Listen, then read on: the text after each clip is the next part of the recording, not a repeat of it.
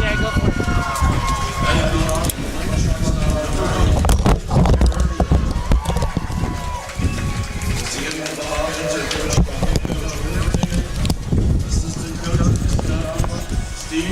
So can you hear clearly on this? Yeah. And if you want to, you can bring up the volume on your phones here. Your hearing's probably better than mine is, so I think I'm Yeah, on, I can totally hear. I think I'm on 1, you're on 2. Can you plug in earbuds on this and monitor the sound that's coming through there? Because if we have to turn it down, we can turn it down. Yeah. And then we'll just record, and I'll try to stay like right up here. Don't fall off. Like Humpty Dumpty. I'm actually sunk in, so it should be good. So we'll just call it like a broadcast. We're gonna record it, and then tomorrow we'll upload it onto YouTube. Cool. Sounds good. Should be good.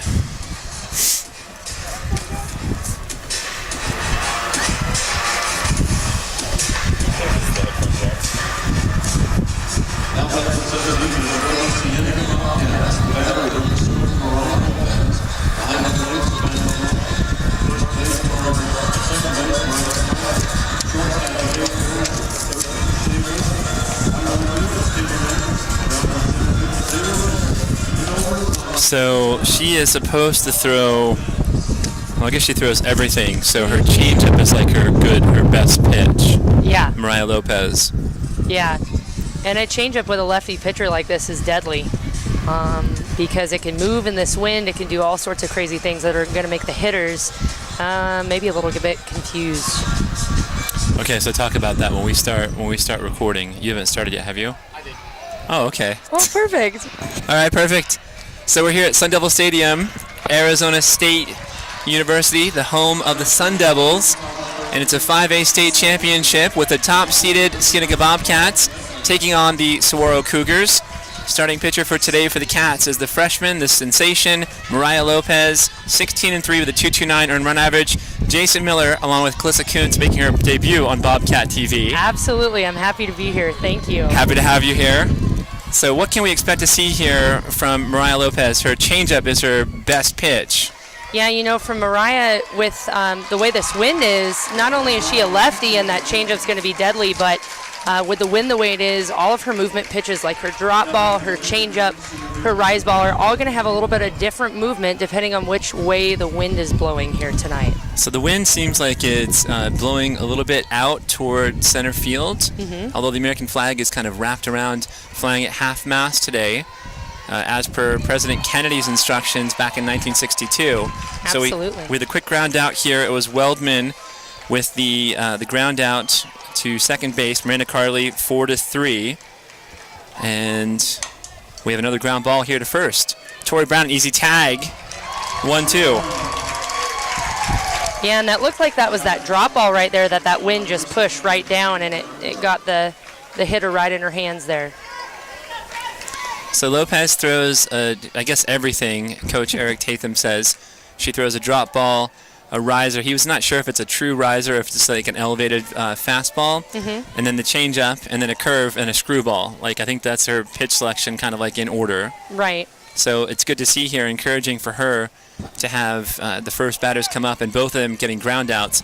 She did pitch a shutout against Sahuaro when they played on April 11th. So that was a game that Cienega shut out Sahuaro 6-0. Sahuaro won the first game on March 25th, 8-6.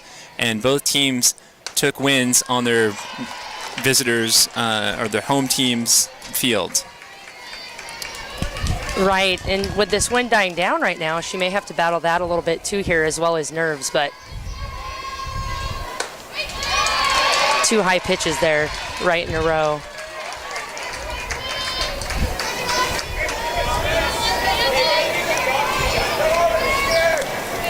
So I missed something here, right? So Haley Ward is batting right now, a senior for Sahuaro. She's batting .326 on the year with 17 runs batted in. We thought that she grounded out to first base. Did they say that the ball was foul on that? They said it was foul, according to the home plate umpire, yes. All right, so a 3-1 count here. Foul ball back toward our way. Good try there by a fan. Of course, you can't keep these souvenirs. They're going to be recycling these balls into the game, I would imagine. Absolutely. So a 3-2 count on Haley Ward. And she draws a walk. So a 1-out walk. Not a lot of speed on the base paths here for the Cougars. They don't steal a lot of bases. They don't attempt to steal a lot of bases. Savannah McLaughlin has a pretty good arm behind the plate, though, as I remember from watching in-season ball. So they're going to have to work hard if they want to steal those bases. Well, she was named the Defensive Player of the Year in Southern Arizona. So out of all the positional players, she received that designation. And she's not the Catcher of the Year. Ironwood Ridge has a superlative offensive catcher, and she was named the Offensive Player of the Year. So both catchers getting their accolades at defense and then offensively. Ashley Bradford is the batter. She's batting .310 on the year with 28 runs batted in. There's that changeup again. It looks like it just got a little bit out far in front of her hand as she released it. We'll see if she'll go with something on the outside corner this time.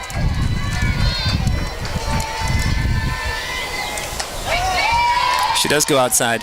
So, Calissa, you're a pitcher. I am. And I know you or pitched. I was. You pitched in high school, and then you pitched collegiately. I did. Tell me again the school that you pitched at.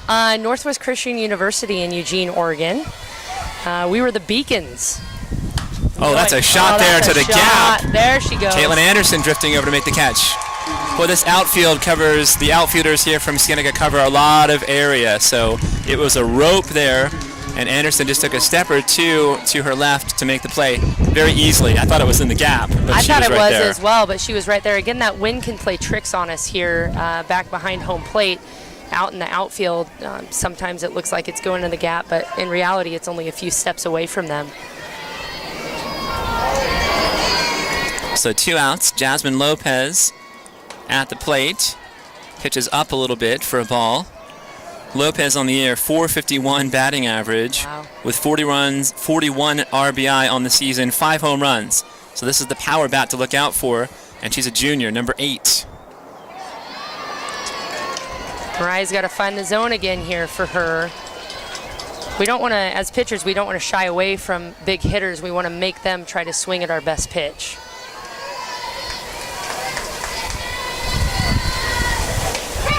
There's a strike.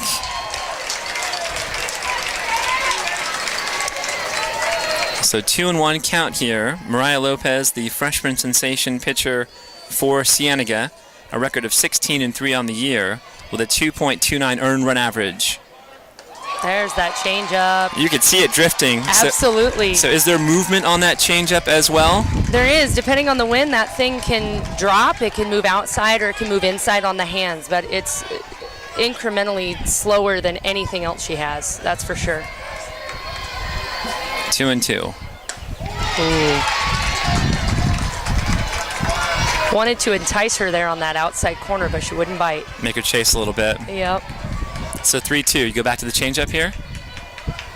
Maybe, or something inside. Ooh. Just foul. And that was laced foul down the third baseline by Jasmine Lopez. Dangerous hitter. The most dangerous hitter in this lineup here for Sahuaro. And we heard the pregame introductions here, and just looking here at the fans, it's about a 50-50 split. You see red over here down the first base, visitors dugout, and then you see a lot of white here along the third base line in the fans in the stands. Absolutely. So ball 4, it was a high pitch there. So runners on first and second with 2 outs. The Cougars, their base runners here, have come via walk. And there was a hard shot to left field by Ashley Bradford, but Kaitlin Anderson, the junior outfielder, made a play on that one. Not a lot of action here for Sahuaro yet.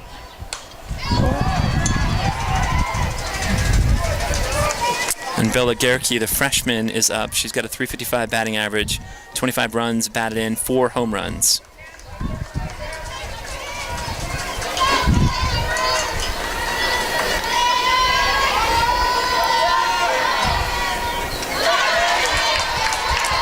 The changeup, was that low or did it drift outside a little bit? It was low. It looked low. It's a good stop by Savannah McLaughlin right there.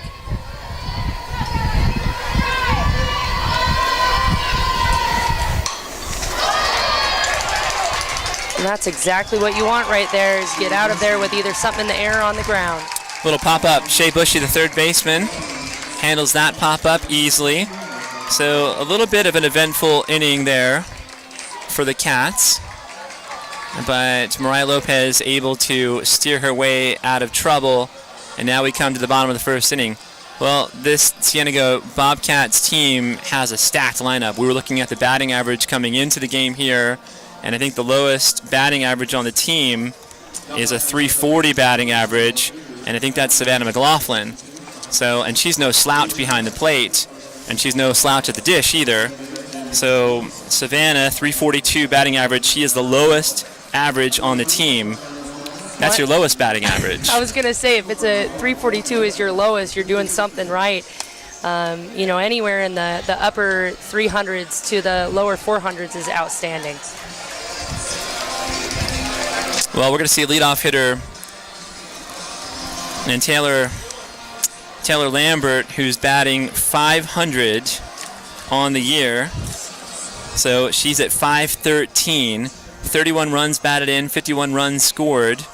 And then on the base paths, she is just a terror for opposing pitchers.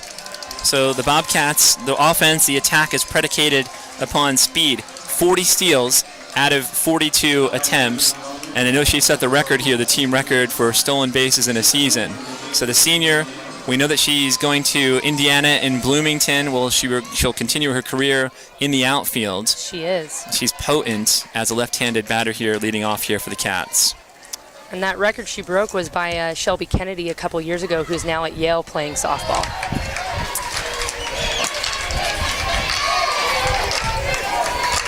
And her father, Pat Kennedy, is ailing. He's dealing with blood cancer. So our prayers are with Pat Kennedy.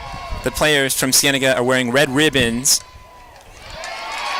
to support him in his battle against blood cancer. Yes, and Pat, from personal knowledge, is one of the strongest men I've known in life. And so we really, our thoughts are with him as he's trying to recover. We know he's overcome bone marrow cancer, which is really difficult to overcome. So just saying prayers for Pat Kennedy and his family. Absolutely. And a 3-0 count here. Kayla Lambert.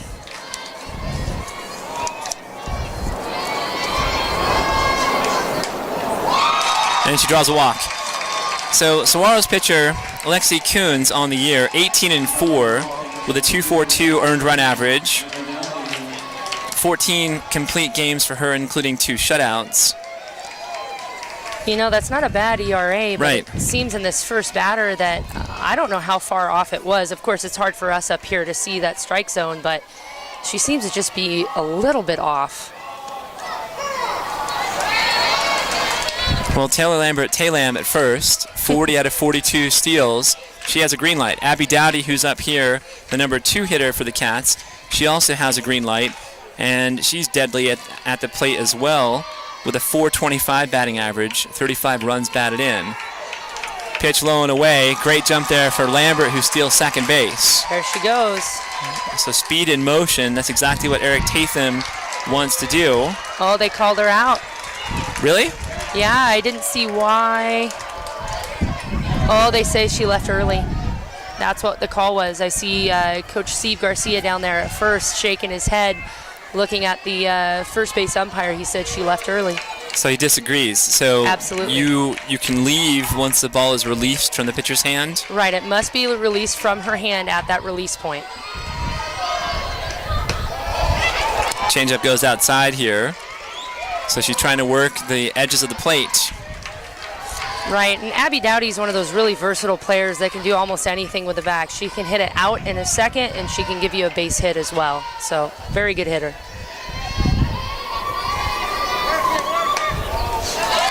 Well, she came back from a concussion. So the concussion was suffered, I believe, in their first playoff game. And then she had to sit and go through the concussion protocol. And now she's back and healthy and at full strength at that number 2 hole in the batting order. The junior, the right fielder, number 13, Abby Dowdy. Another pitch low and away. Yeah, and again, the Sahuaro pitcher seems to be struggling at finding exactly where that zone is for this particular umpire behind the plate today.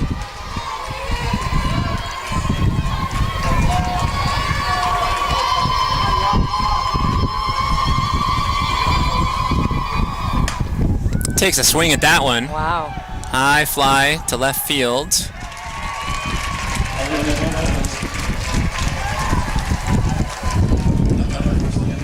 That's handled by Ari Gomez, the left fielder from Sahuaro. So 2 outs here. So again, Kayla Lambert reached on the walk. And then how would I mark that in my score sheet here? It's not a caught stealing, right? Right, it's actually a base running error is what it would be counted as. Okay.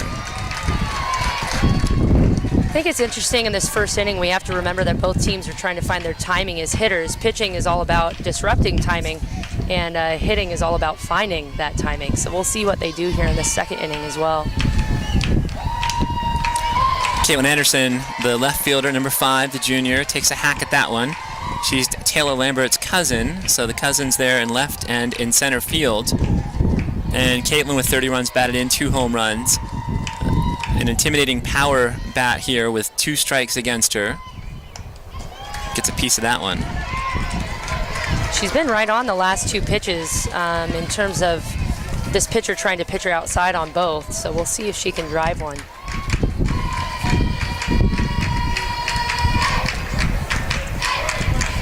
And it's breezy here at ASU for sure. So a high pop-up here goes out of play and bounces off the Bobcats dugout. A fan makes a nice grab on the bounce there. Cat-like reflexes there. Good seats.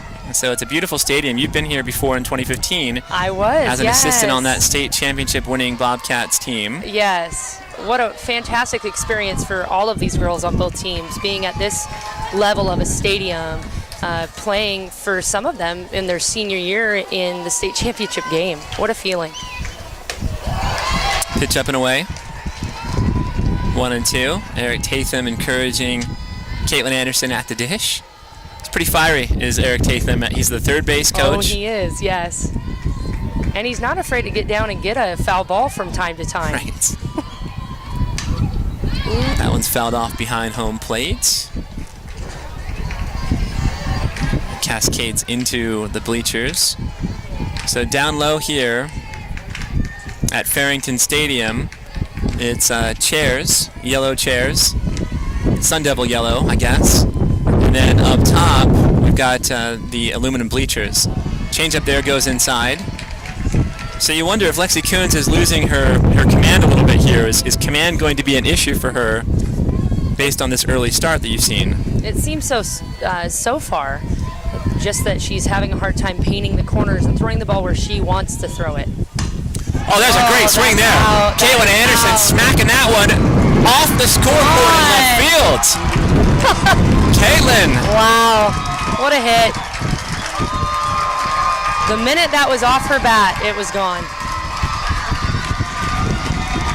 Just cranked it. Yes, she did.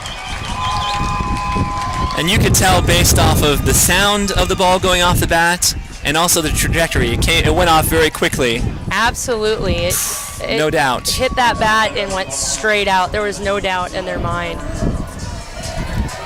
Wow. Solo shot for Kaitlin Anderson. It's a good start for the Cats right there. Home run number 3 on the season. RBI number 31. And maybe the biggest one of the season here as the Cats jump out to a 1-0 lead in the bottom of the first inning.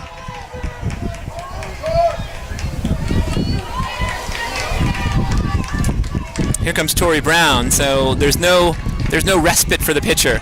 It's one masher after another as Tori takes a hack late on that one. And Tori, the senior first baseman, 408 on the season with 50 runs batted in, 10 home runs. So she is the leading slugger in terms of home runs and RBI on the year. I don't know if that was a curve or a changeup inside. She turned on it, pulled it foul. Yeah, it looks a little bit slow, but it's hard to tell with this wind today. That's the thing about this lineup. I mean, if I was the pitcher out there right now, I'd be exhausted already because each one of them is equally as potent as the other. Can hit the ball.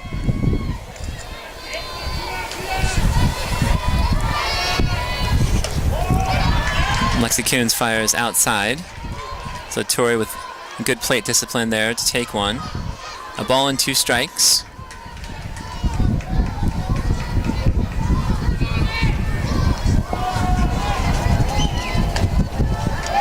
Fastball a little bit outside. It's good to see that the Bobcats are nice and loose down in that dugout like they usually are. You kind of wonder at this stage in the season whether they're going to be gripped by nerves or they're loose, and they are just cheering and having fun down there. Tight. That's the way to approach it. Have fun. Tori Brown goes down swinging. Lexi Coons gets the strikeout, but Kaitlin Anderson with a bomb to left field off the scoreboard. And after one, the Cats lead 1-0. Yeah, it was good to see that hit on a rope like that, and it's good to have that in that first inning to give them a little bit of energy going into defense now. So you wonder here, playing at Farrington Stadium, we saw an airplane, or in kind of like the flight trajectory here of Phoenix International Airport. Is that distracting to players? Number one, is the venue distracting to play in a stadium like this? But then two, all the stuff that's surrounding it here in the greater Mesa Tempe area, is that a distraction for these players? I don't think the planes are. I mean, I think as a player and as a coach, you focus on your immediate area, but I definitely think the venue, which is pretty amazing, can be distracting in itself. When you walk in and you see the grand scoreboard and you see how well taken care of the field is, and then you see all your friends and your fans, it can be a little distracting, but once they're in the zone, they're in the zone. And it's a softball when it comes down to it. Absolutely. Let's try to simplify it and play. But I like what you're saying, too. It does seem like the Cats are pretty loose down there with their chants and their cheers, being peppy, upbeat, and fun.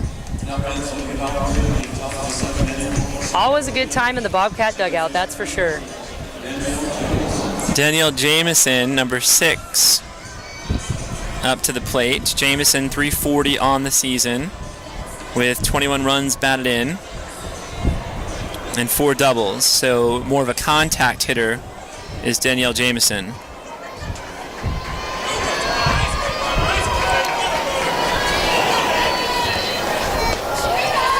We're looking for Mariah to come out and be commanding again this inning if she can. Again, that wind's going to be a factor, but trying to find her stride in her zone.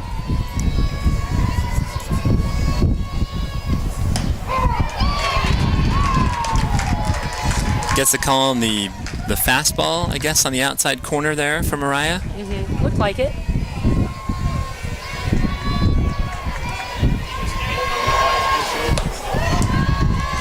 A little high there.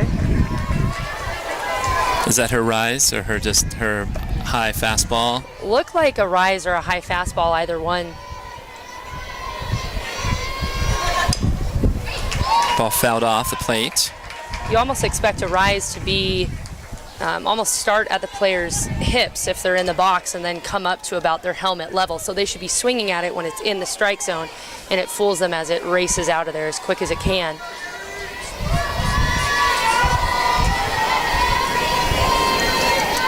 Two and two. Pitch up and in. So Danielle Jamison, the junior, number 6, with a full count. And Mariah Lopez, the freshman, has not flinched here throughout the course of the season and the playoffs. Gets the swing and a miss. Great pitch. That ball had movement on it from the beginning.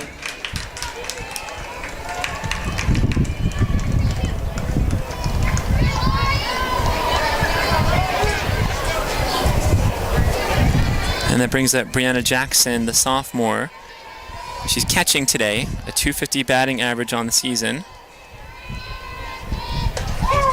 And a called strike there.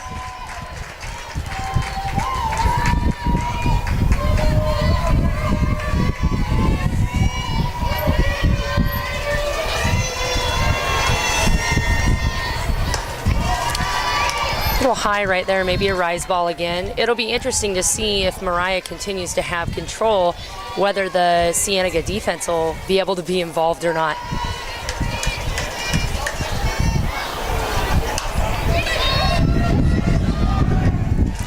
Well, there's a play from the shortstop, Blaze Behringer, number 8, the freshman.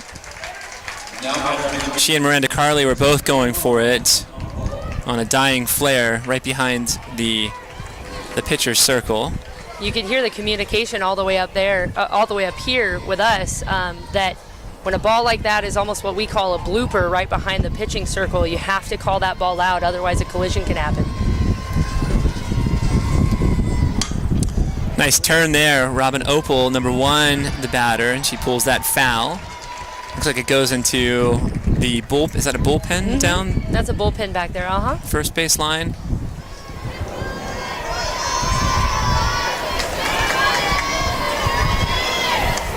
There's that changeup again, just got away from her. If she can release that a little bit sooner, that'd be a great pitch for her tonight.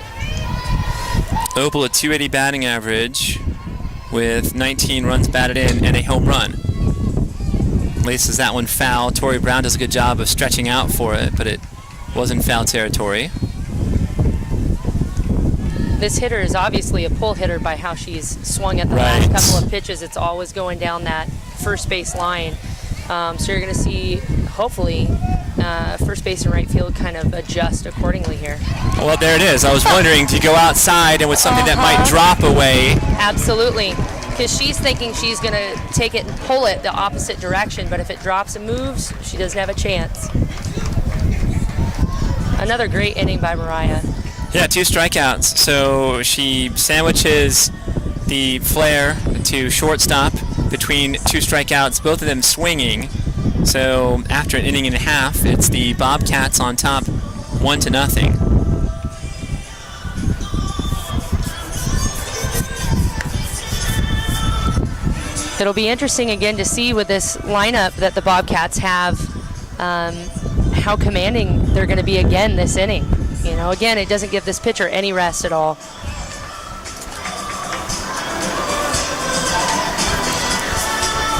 Well, Shea Bushy will be up here for the Cats. It'll be Shea Bushy and Miranda Carley and then Janessa Jarvis. So Bushy, the third baseman, Carley, the second baseman. Jarvis is the designated player, the equivalent to the designated hitter in baseball. Great hitters. So the lineup 1 through 9 in the order, they're just all tremendous hitters. Really a luxury for Coach Eric Tatham to have a lineup as potent as these girls are. So it's a blend of speed, power, and plate discipline. Absolutely. Girls get on base, the speedsters take off running, and then you have the flexibility to do some hits and runs, or really whatever you want to do, or just let the batters just take good cuts of the softball and see if they can put the ball in play. And Shea Bushy, number 9, is definitely a power hitter for the Bobcats. She'll start this inning off. I have high hopes for her here as she steps into the box. 5 homers, 25 runs batted in. And that ball glides outside of the zone for a ball. And it is Phoenix International Airport, right? That's the airport that we're next to? Yes. See planes. I'm distracted by the planes, but I like it. It's a good distraction. There's a strike on the outside corner.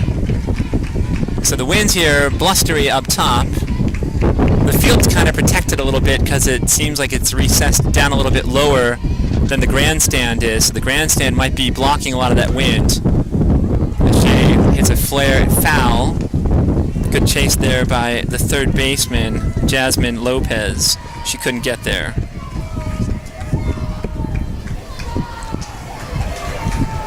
In a game like this, as a hitter, you want to be as patient as you can to wait for the pitcher to give you something to hit. And so far, Sahuaro's pitcher hasn't had a lot of command in order to do that. Shea goes down swinging. So there's the second strikeout for Lexi Coons.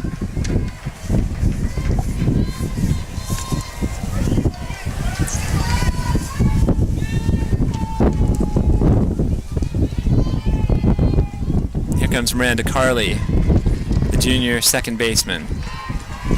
Another power bat. One right after the other. I mean, it does not let up in this lineup. 411 batting average, 3 homers, 19 runs batted in. That pitch looked pretty good, and I think Miranda may have been fooled and also trying to take one there. So the ball looked like it was kind of on the inside corner, and the umpire called it a ball, so 1-1. And Lexi Coons, I think, wanted that a strike because it looked good from here. I know we're a little bit off. It did. Sometimes as a hitter, you can get away with rolling inside if it's an inside pitch, even if it looks good, because the umpire will think that it's closer to you than it probably is.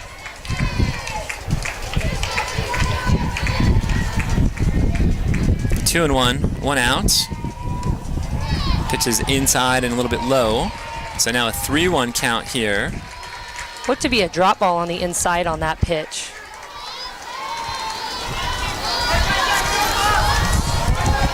And Lexi Coons talking to her catcher, Brianna Jackson, trying to get some communication there from her.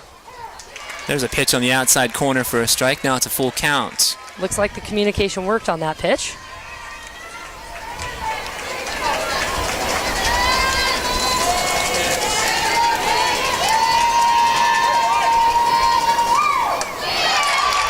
That one got away from her. So Miranda Carley drawing a walk, the 1-out walk. Janessa Jarvis, the designated player, coming up to bat. Janessa, 378 batting average, 2 home runs, 25 runs batted in. And again, another power bat when you look at her from coming off the bench there is going to be a force to be reckoned with as well. We'll see what she swings at.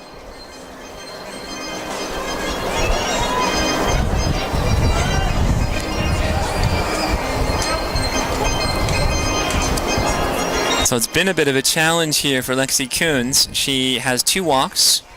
She gave up the home run in the bottom of the first to Kaitlin Anderson, which was just a monster shot. And now we'll see if Miranda Carley takes off running. She's 5 for 5 on stolen bases. And she looks like she's ready to run.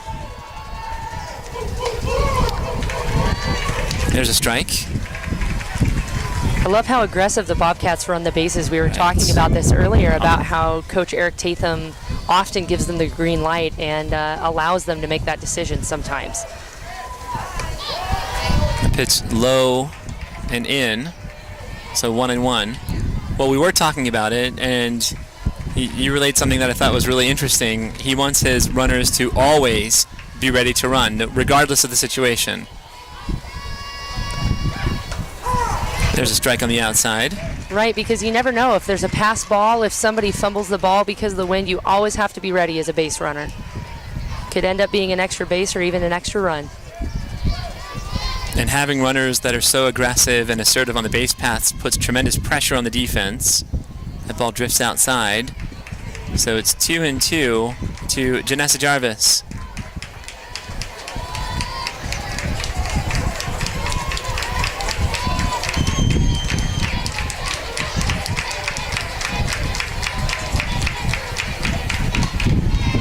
Ball's popped up out of play behind home plate.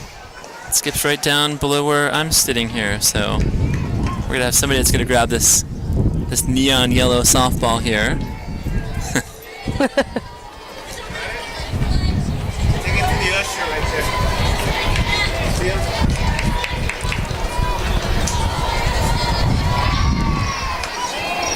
Pitch up and away, runner going, and she's out.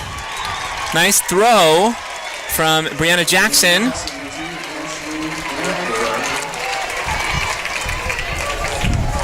Just didn't get there quite quick enough. Yeah, it was a great throw. Absolutely right on the money. Nice tag by the shortstop. I think Ashley Bradford is the shortstop here for Sahuaro. So nice job by her to put that tag down. Oh, there's a shot to center field.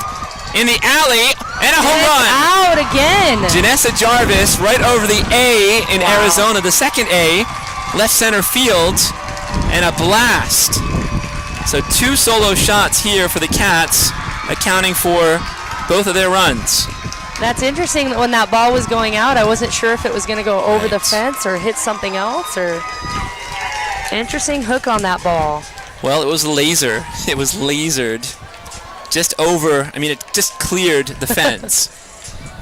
And we talk about exit velocity. That's one of those stats that they're looking at baseball and softball. So I'm sure the exit velocity on that one was a high one. Absolutely. It's cranked out there. So you think you get a break. If you're Lexi Coons on the hill here for Sahuaro, you think, okay, well, we just got a runner thrown out at second base, and now I've got 2 outs, and then you have Janessa Jarvis just smokes one over the wall. It's got to be a little bit disheartening for her to have to deal with that kind of pressure with this offense here that Cienega's putting up.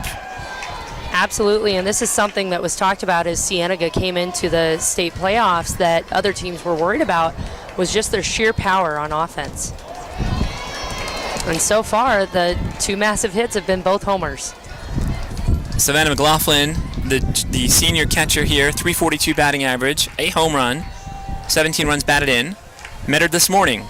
Had not had the pleasure of meeting Savannah until this morning, and she was wearing a T-shirt that the girls put together here. I think it said "The Road to State," and it was a pleasure talking to her. Just wished her the best here and wished her luck. And she's a great defensive catcher. Again, named the Southern Arizona Defensive Player of the Year, and that's for all 9 positions on the field. So she is a superlative defensive catcher. And a potent bat. Absolutely, and a great person.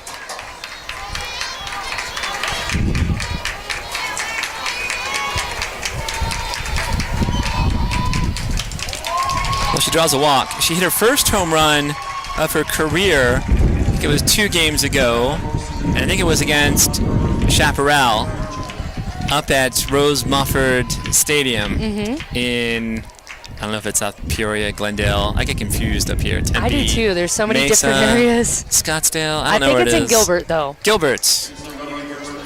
Don't quote me on that, but I'm going to go with Gilbert. I'll go with it. Well, we've got a courtesy runner here. So it's Ayane Puglia, the junior, and she has blazing speed. So do you see her off to the races here? I think she has the green light. An aggressive lead for Ayana. She's 8 for 9 for steals.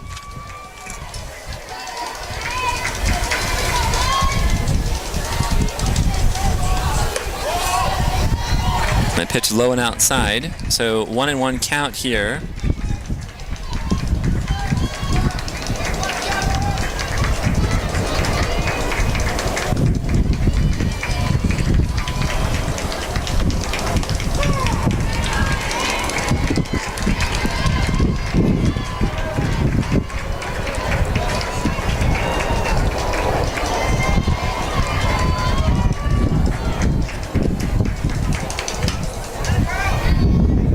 Ooh. Whoa. Kelly Haddon.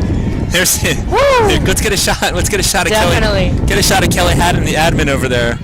So get us a nice. His stuff. Give us a nice close up over there, Lat. So we've got Dean Norse, Neemer Hassey, Kelly Haddon, Whitney Holland, and Matt. That's like Jay Johnson. I was going to say Matt Johnson. That's Jay Johnson, who lives up here.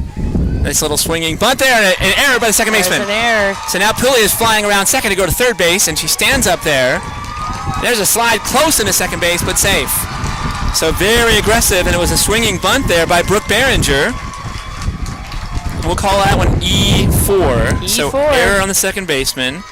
But there again is that speed. So the heads-up base running of Puglia to go from first to third on the botched play by second. And again, more pressure here on the defense when you have the runners being assertive and aggressive. And then when you can just substitute speed off the bench, it's another luxury that Eric Tatham has at his disposal. Absolutely, and that error on the second baseman, a lot of times runners can cause those errors because they're running right in front of that second baseman as that ball is coming to her. Another reason to focus on the ball. Well, I'm still giddy about Kelly Haddon. He almost had that one. Well, he went for it. I was convinced he was going to barehand that ball. It was off the hands, and Dean, Neemer, Whitney Jay Johnson, great defensive coach on that football team for many years.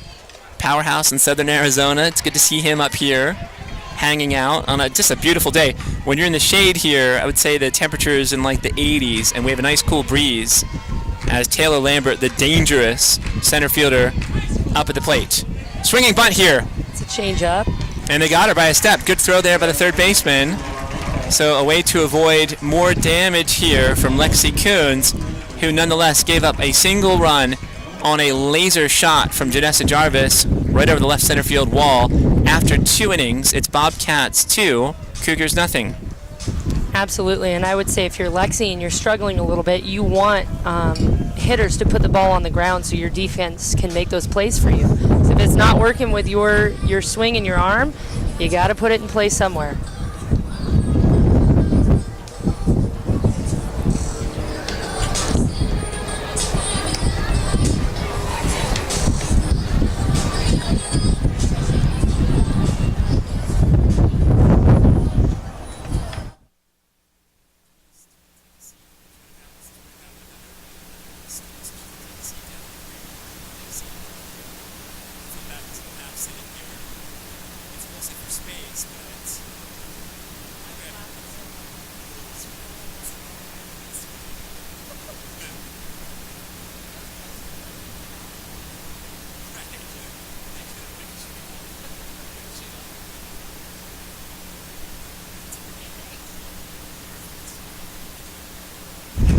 All right, getting set here as Mariah Lopez, the left-hander, the southpaw.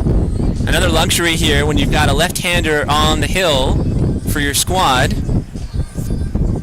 And we've got some shadow here now. It seems as if the rafters here from this beautiful ballpark are now in shade. And the shade goes through, basically from first base, moving across the dirt to shortstop all the way out to the warning track in left field. And the pitcher here a little bit in shadow, and if you're a left-handed batter, you might be standing in some shadow too. So does that cause problems for a batter when you've got the pitcher dealing out of a little bit of shade, a little bit of shadow? I have to say it's almost more of an issue for the pitcher. Sometimes as a pitcher, if you're in that shadow and you're throwing into the sun, you can't see the signs that your catcher's giving you. Swinging bunt here. I'm like Humpty Dumpty. I'm sitting on a wall.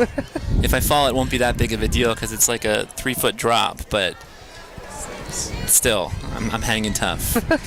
We have a nice perch here, so we're above the press box. The press box is wide open, so if we tried to set up in there, there'd be too many voices and it'd be a real distraction, not only for us, but also for the NFHS network, which is broadcasting this game live. We're doing it here on tape delay. But we have a nice spot here. I can't complain about where we are here. Absolutely gorgeous. Well, that's off of her, right? So absolutely, yeah. That was a swing, and it's Ari Gomez, the senior here, number 2 at the plate, the left-handed batter, and she fouled that one off of her. Looks like it was off of her right ankle or the inside part of her right leg. So 1-2 here. Swinging bunt. Tough grounder for Carly, who whips over to Tori Brown to get the speedy Ari Gomez out. You have to be careful at second sometimes because you're so close to that first baseman when she moves that if you throw it too hard, she can miss it. I found in my limited experience playing baseball, playing second base was an unorthodox position. Yes. That throw from second to first is very unnatural and it can be very awkward. So that's why you see like a lot of guys in the major leagues, they kind of like throw a little bit of like side. You feel goofy. When you first learn that throw, it feels very goofy. You're at third base, you have to deal with the blistering shots coming off the bats at the hot corner, but at least you can take a full throw across the diamond. Right. There's a ball out of play over here. Oh. That one dropped way down there. So quick 0-2 count.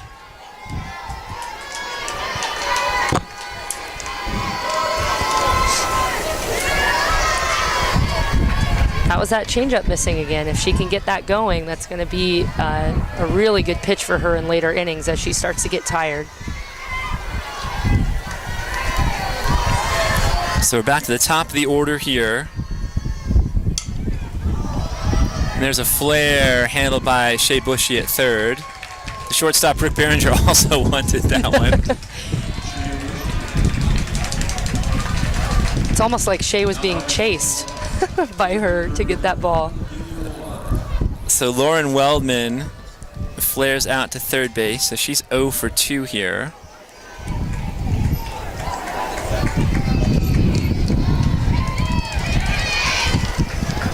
And that brings up Haley Ward.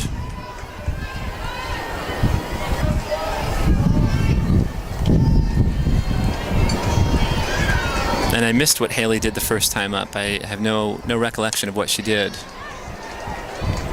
So a foul ball here going down out of play behind third base. Close to Kelly Haddon again. I was having some high hopes right there. Yeah, I want to see him get another shot here. Well, the ushers have extra work to do here at Farrington Stadium. They're escorting people into the stadium, but they're also, their job is to retrieve foul balls that are hit up here in the stands and get those back onto the field, or at least in the direction of the umpires.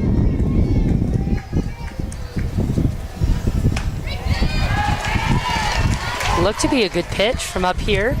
Called a ball a little bit outside. Yep. So 3 balls and a strike here with 2 outs. Haley Ward, the lefty. Oh, there's a nice piece of hitting. Fair ball. Kaitlin Anderson gets it, slips here, and a decent throw in to Blaze Behringer at shortstop. That was a nice piece of hitting there from Haley Ward, going the other way. It was a good piece of hitting. I wonder a little bit why she wasn't sent to second when that trip happened. Right. She may have had time, but we also know what type of arm we have in the outfield here too. True, a strong arm. So temporarily losing her footing was Kaitlin Anderson. So you wonder if Haley Ward was watching that ball all the way as she's rounding first base, or do you think that she kind of automatically took like her normal turnaround first? I think she might have been looking at Kaitlin a little bit, because I think everyone in this particular league knows what kind of arm is out there.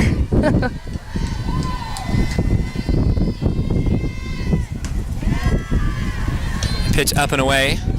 You wonder if that was a pitch out? I mean, I don't see Sahuaro stealing here with 2 outs. Right. And your number 3 hitter at the plate. Strike on the outside corner.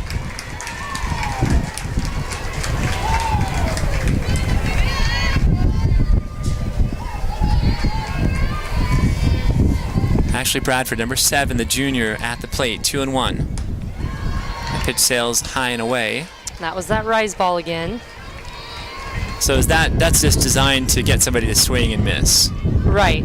To chase up. There's 2 different rise balls you can throw. You can throw one that's out of the zone deliberately for an out pitch, or you can throw one that comes into the strike zone and goes up. Ooh, that looked like a good pitch. So I'm not sure. I didn't see any kind of swinging inclination there from Bradford.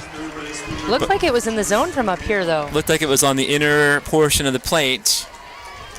So a base on balls here for Ashley Bradford, and now the Cougars have a little bit working here in the top of the 3rd. Yep, 2 outs, runners on first and second. First bit of trouble that Mariah has ran into this game so far. Deuce is wild, 2 on, 2 out, 2-0 Cienega. Top of the 3rd inning.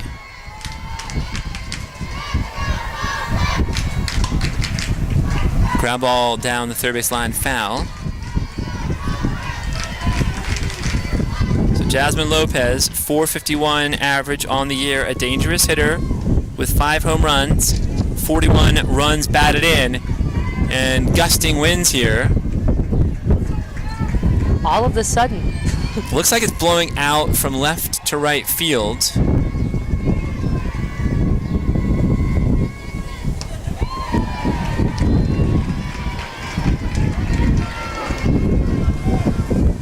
Mariah Lopez trying to get her to chase on that pitch high and outside. Jasmine wasn't going for it. There's that changeup. Changeup. Oh, that's mesmerizing. That was. That was perfect. a thing of beauty. And we had the strikeout looking here. And that's the third strikeout for Mariah Lopez. So, boy, that change, it just floats across, and I guess you're just stunned. You don't know really what to do with it. Right, especially if you're throwing pretty fast to begin with, and then that changeup comes in there and floats, and it's a thing of mystery. Wow. She was spellbound, and she went down window shopping to Jasmine Lopez. So Mariah Lopez, no relation, gets her out of trouble. So with 2 runners on, she gets that strikeout on the devastating changeup. That is her best pitch. And I asked Eric Tatham, what's the secret with that pitch? Why is it so effective? He says, number one, it looks like the fastball coming out. So her throwing motion is exactly the same. And then that one seemed to have maybe a little bit of just deceptive movement on it. Movement, absolutely. And if you can get downward movement or side-to-side movement on a changeup, it's even more deadly.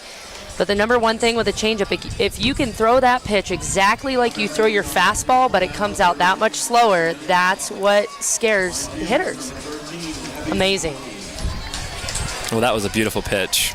Beautiful. You wish you could take a picture. I was thinking about proposing to it. I'm already wed, so I'm happy. But that was a beautiful pitch. Beautiful. Well, here comes Abby Dowdy. So number 13. Older sister was on that first Bobcat state championship team. Yes, Morgan Chavez. There's Eric Tatham again with that deadly foul ball catch. He got that. He got it. He trapped it. But I coach with... Tucson High player Eric Tatham was in his high school days. I think he played second base or shortstop. I can't remember now. Badger. I can definitely see him being an infielder. Yes. He was also in Can't Buy Me Love. He was in a scene in the film Can't Buy Me Love, the 1987 classic. Absolutely. Patrick Dempsey. Mildly famous. Pre-McDreamy days. Those are his teenage heartthrob years. There's a shot to left field. That's fair. Dowdy flying will trot into second base. So just a couple of feet short of that left field corner. But a great stroke and power going the opposite way. Amazing. And you almost wonder why that left fielder almost stopped in that corner. Maybe it was going too fast and she didn't want to overrun it. Either way, Abby Dowdy, a great shot on second base. What a way to start. So there's a double for Dowdy. And she has the kind of speed that could steal third base. And certainly on a wild pitch or a passed ball by the catcher, you know she'll scamper up to third. But you've got Kaitlin Anderson, who hit that blast in the first inning, the bottom of the first. A towering shot to left field. And you wonder here if Lexi Coons might be pitching and nibbling a little bit around Kaitlin based on the previous at-bat. Absolutely. That when someone hits a shot off you their first time up there, it doesn't leave your mind. You kind of play around them a little bit. There's a strike. So 2-1 here against Kaitlin. Abby's on second. You want to make Kaitlin chase here, if you can. Wow. Well, she cranks this one to dead center field. Abby tagging up. Off she goes. That's a great throw off one hop there from the center fielder. Right on line with that throw. Abby just a little bit quicker than that to third. First place, number 7,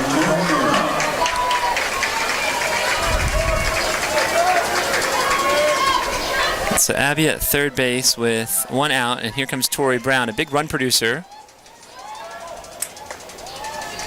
The right-hander in the crouch.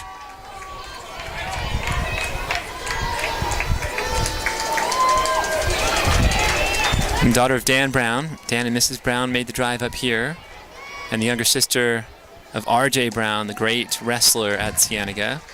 And Tori has established herself as an elite hitter at first base for this powerhouse lineup for the Cats. Very humble. The whole family is humble, and they're just all great athletes and really accomplished people. Great people to be around, that's for sure. Goes the other way down the right field line. First baseman, nice chase there. by Robin Opal, the first baseman, just out of her outstretched glove. It's a tough play to make for Robin as she kind of turns and runs. Well, if she catches that, Abby Dowdy's going to tag and score. Absolutely. A lot of things to think about when you're playing.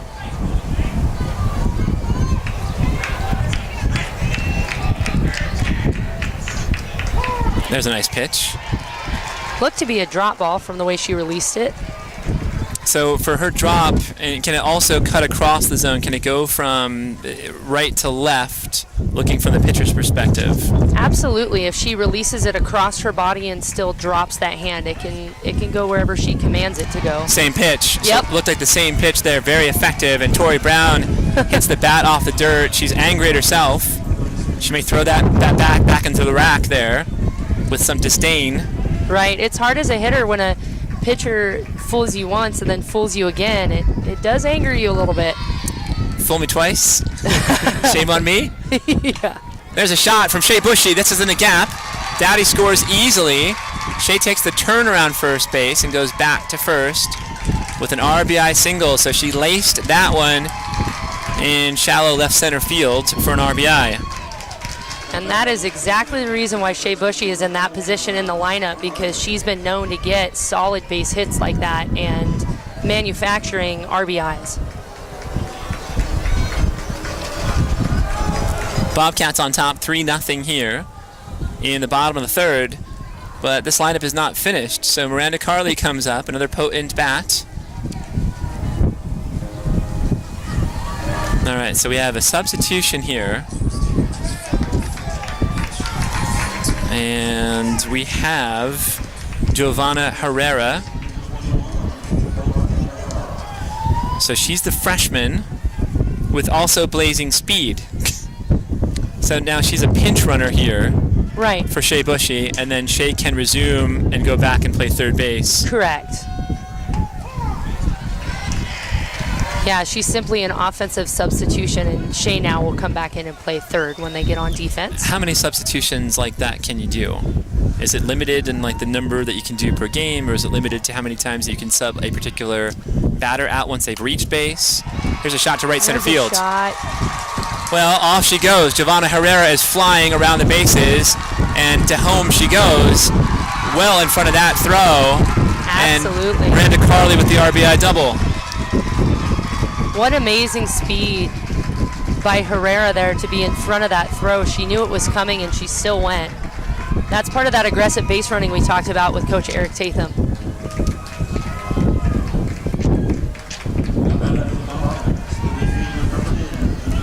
And that's pulling all the strings as well as you possibly could. So you get somebody on base, and Shea Bushy has decent speed, but she's not the blazing runner that Giovanna Herrera is. So you put Herrera on there, and then she just takes off.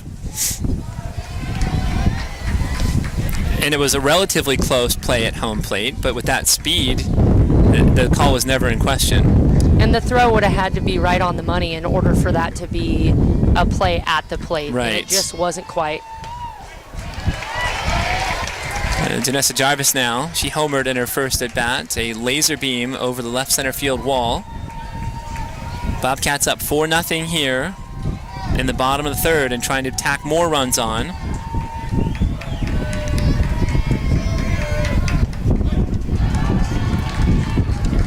Miranda Carley at second base, taking a little bit of a lead there. She's enthusiastic. She really is. It's just her personality, even off of the softball field.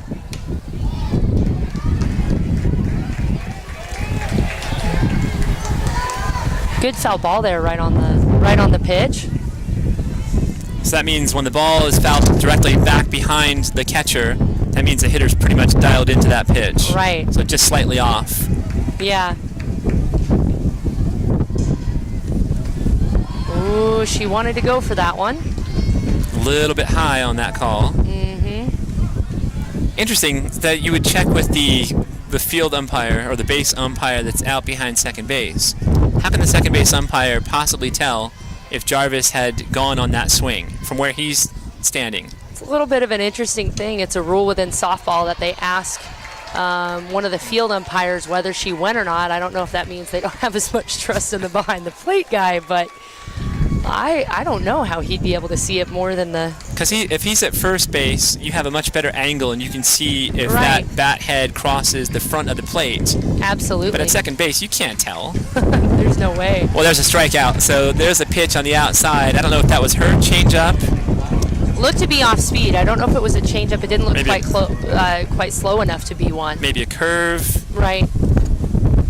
So Lexi Coons gets the strikeout. So she is getting strikeouts here, but unfortunately for her, there's also damage coming to her in the way of doubles and home runs. So after 3 innings, the Bobcats of Cienega High School up on top, 4-0. And when you're on top this far, it's easy for a pitcher to kind of lay off a little bit and not feel as much pressure. You know, especially in a state title game, you kind of walk in and get into the circle and you're a little nervous, and now that you're ahead 4-0, Mariah doesn't have to worry about as many things. Maybe lets up and gets looser. Right. You don't have to be fine. You don't have to be perfect. You can just Right. kind of keep pitching. Right. You don't want to walk anybody. You don't want to put anybody on base for free.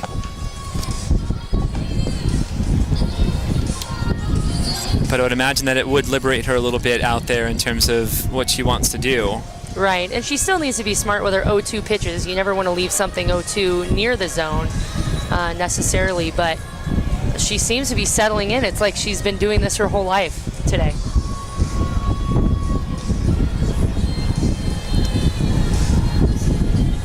It'll be interesting to see if Sahuaro can pick up on their timing on hitting this inning and get a couple of base hits or not. Yeah, they're going to have to start scraping away here at this deficit. Down 4-0 in the top of the 4th. It gets to a point where you start running out of outs and you start running out of time. And the Cats' offense here, relentless, continues to scratch runs across the board.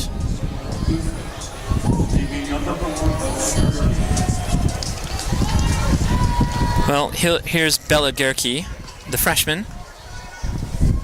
And she drew a walk in her first plate appearance. She paused at the dirt there in front of the plate. So we've got the Cougars of Sahuaro, an arch rival of Cienega. And I think that rivalry really started the moment that Niemer Hasse left Sahuaro to join Cienega as an assistant principal.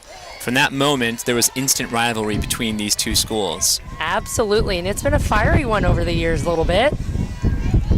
When both teams are competitive is when the intensity ratchets up. If one team is more dominant than another, it slows down. Here's a shot to center field. Kayla Lambert over her head. Visor comes off. Kaitlin Anderson flies in here to retrieve the loose softball, but that was a good shot from Bella Gerke. So Bella with the double. And it looked like Taylor Lambert had a hard time playing that off that wall. She was going back towards the ball. She got spun around a little bit. She got spun around. That ball actually kicked off that bottom board of the wall, it looked like. And that's, again, why you have a Kaitlin Anderson to go get that ball. Right. Kaitlin was right there. So that's Right good there. backup by her. Taylor could have made the recovery, but I think the runner could have advanced to third if Taylor would have been there and Kaitlin had not been backing up as well as she was. Right, and you can see Savannah McLaughlin back there talking to Mariah for a minute. Maybe Mariah had missed her spot just slightly on that pitch.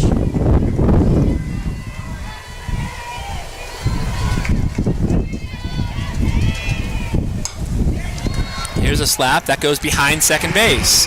So another base runner here. Abby Dowdy thinks about it, throws to second base. So a good job there hitting by Danielle Jameson. With the flare single, Bella Gerke goes over to third base. So runners on first and third, nobody out. This is exactly what Sahuaro needed here to get something in business. And Brianna Jackson, the catcher, the sophomore, up at the plate.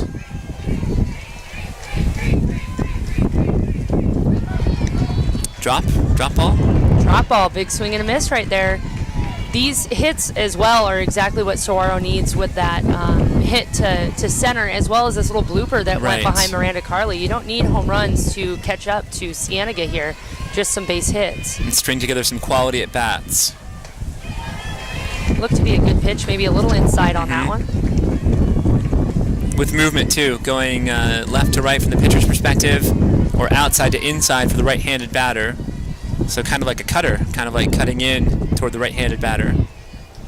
Right, and again, that's the beautiful thing about this win today, is it can either help you or hurt you as a pitcher, and it seems to be helping Mariah quite a bit today.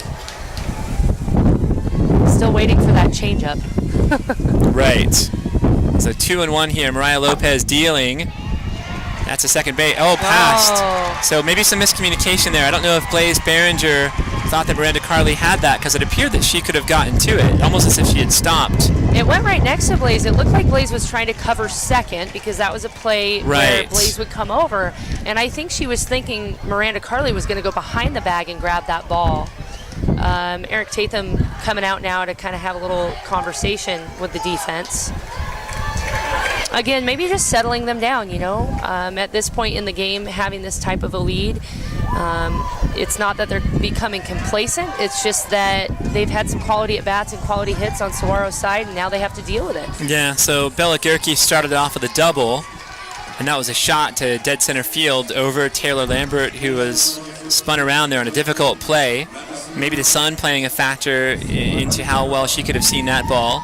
Right. And then it was a flare, just a bloop over the first baseman or over the second baseman, kind of a no man's land by Danielle Jamison. And now Brianna Jackson here with a single, we'll call it, up the middle. There's a shot down the first base line, just foul. Thought that was going to stay fair for a moment. Robin Opal batting here, a 280 hitter. So Sahuaro in business here in the top of the fourth. And it appears that Sahuaro's becoming a little bit hotter in the bats this inning. Again, no outs, so it'll be interesting to see what happens. Opal shows bunt, Ooh. and she bunts that one foul behind home plate. So now an 0-2 count. So do you take the bunt off here with 2 strikes? Yes, I would. With nobody out, right? You're trying to get some business going here. Absolutely. A run across the board, maybe some way to advance the runners. Change up just outside. Maybe that was a fastball, actually, just outside. Barely outside. It's close.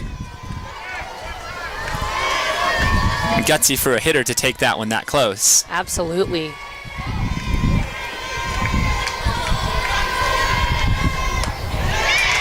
Almost the same pitch. A little bit more outside that time. I don't know if she was trying to make her chase that ball or not. Maybe not so great of a decision when that last one was already outside.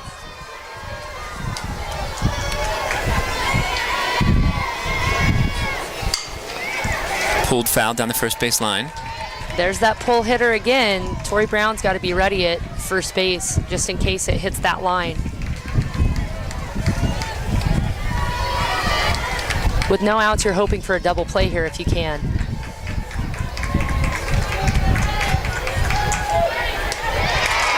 Change up that just got a little bit out, a little bit awkward release there. Released it a little bit too far out in front. Good speed on that. But again, not enticing to the hitter at all. That's the pitch that she wanted to throw. She made her pitch there. Yes. I think you have a spellbound batter caught looking. Fastball. Tough play. Wow. Nice catch. Miranda Carley double play. A great stab by Miranda Carley to flip over to Blaze Behringer. There's the unconventional double play. You got to love those plays. I mean, where you're not sure if she's going to get that ball, she hops right on top of it. And again, as a defense with the Bobcats, that's exactly what you want with no outs, is a double play to get you 1 out away from getting out of this inning. And it takes away most of the threat by Sahuaro. And the momentum.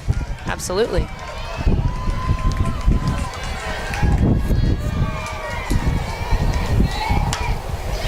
Shot to left field. Kaitlin Anderson, the basket catch. She tracked that one in all the way, and she took that one away, a potential hit from Ari Gomez to end the inning. So the Cougars were threatening. They were. They really had what was set up to be a great opportunity, and certainly a lot more, and they end up scratching across just 1 run. The great double play. Miranda Carley going up the middle to stab that and toss it over to Behringer for the double play. And there's the defense from Kaitlin Anderson in left field coming in for the basket catch to nullify that threat and stomp it out. Miranda Carley really started that with that stabbing play, and it almost looked like Kaitlin Anderson knew exactly where that ball was going on that play, didn't it? It did. It did. She was tracking that very nicely. She was locked into it, and she made another great play. That defense in the outfield covers so much territory from foul line to foul line. There aren't too many spots in the field in the outfield where you can get it unless you really lace one into one of the alleys in right center or left center fields. Right.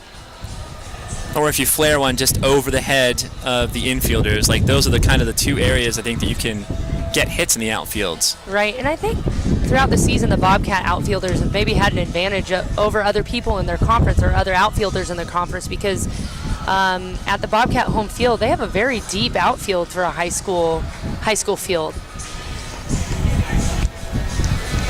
So I'm trying to see the dimensions here in the outfield. Mm-hmm. So it's 202 down the right field line, 202 down the left field line, 210 to straightaway center fields.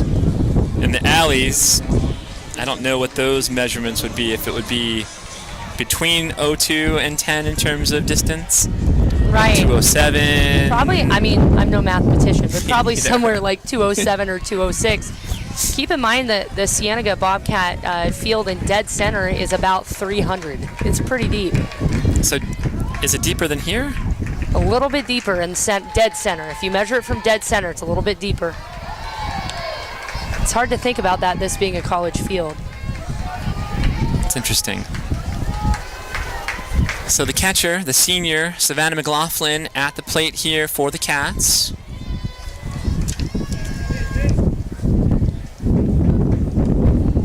She drew a walk in her previous at-bat. And she has a 2-0 count here, does the patient catcher. Also a power threat. Open stance. Lexi Coons deals, and she fouls that one off. Pitch a little up and in. Hard to extend her arms there on the swing. And Lexi did exactly what she was supposed to do there as a pitcher, trying to get her to chase after something that was a little bit more in the zone because she was behind 2 balls and no strikes.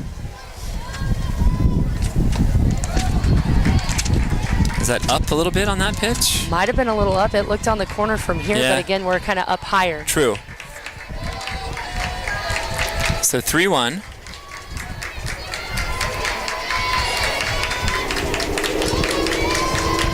Savannah digs into the batter's box. There's a strike. Looked like a drop ball from up here. Yep. Again, on strikes with a drop ball, remember it's where that ball crosses the plate. So as long as it drops after, it can come in there as a strike.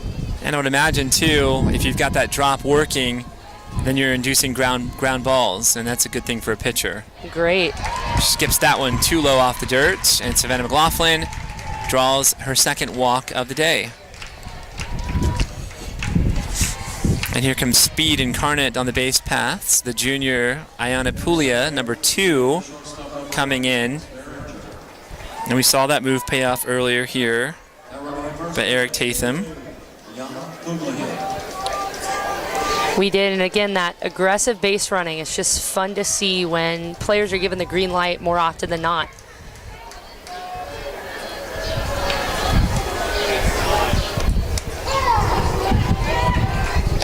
Super freshman shortstop, Blaze Behringer, number 8, the lefty, up at the plate. And Puglia with blazing speed at first. Lexi Coons laboring here on the hill. Grounded short, maybe a play for 2. That's a slow turn there. Nice play by the shortstop to get the out at second base. But the turn there at second by Danielle Jamison, too slow to get a pretty decently fast runner in Blaze Behringer. Sahuaro gets the lead runner, but we still have a threat by the Bobcats on first.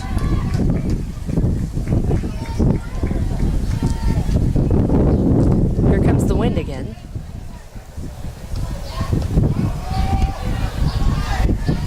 Yeah, it's been here. I like it. It's a nice breeze. It's a nice cool breeze, so it actually feels really nicely. Hopefully it's not jacking up the sound through our microphones here too badly. I think it blew off the windscreens that we have on both of these little headset microphones, but hopefully it's all right. Kayla Lambert now, the lefty, kind of like Ichiro, that lefty where she's looking to move and swing at the same time. And is that like a classic like slap hitter kind of like that is positioning and movement? Classic slap hitting, and what's great about Taylor Lambert is she can slap and she could hit it out in the park in a matter of minutes or seconds. Right. And the pitch is up and away. Which is not typical for a slap hitter. You don't expect a slap hitter to be able to be a power hitter as well. It's nice versatility to have in that number one spot, the leadoff batter who can crank one for extra bases, has home run potential, and then also is patient enough to get on base by drawing walks. So we have a conference here between Lexi Coons and her catcher, Brianna Jackson. Looked to be a short conference, so maybe just some brief miscommunication.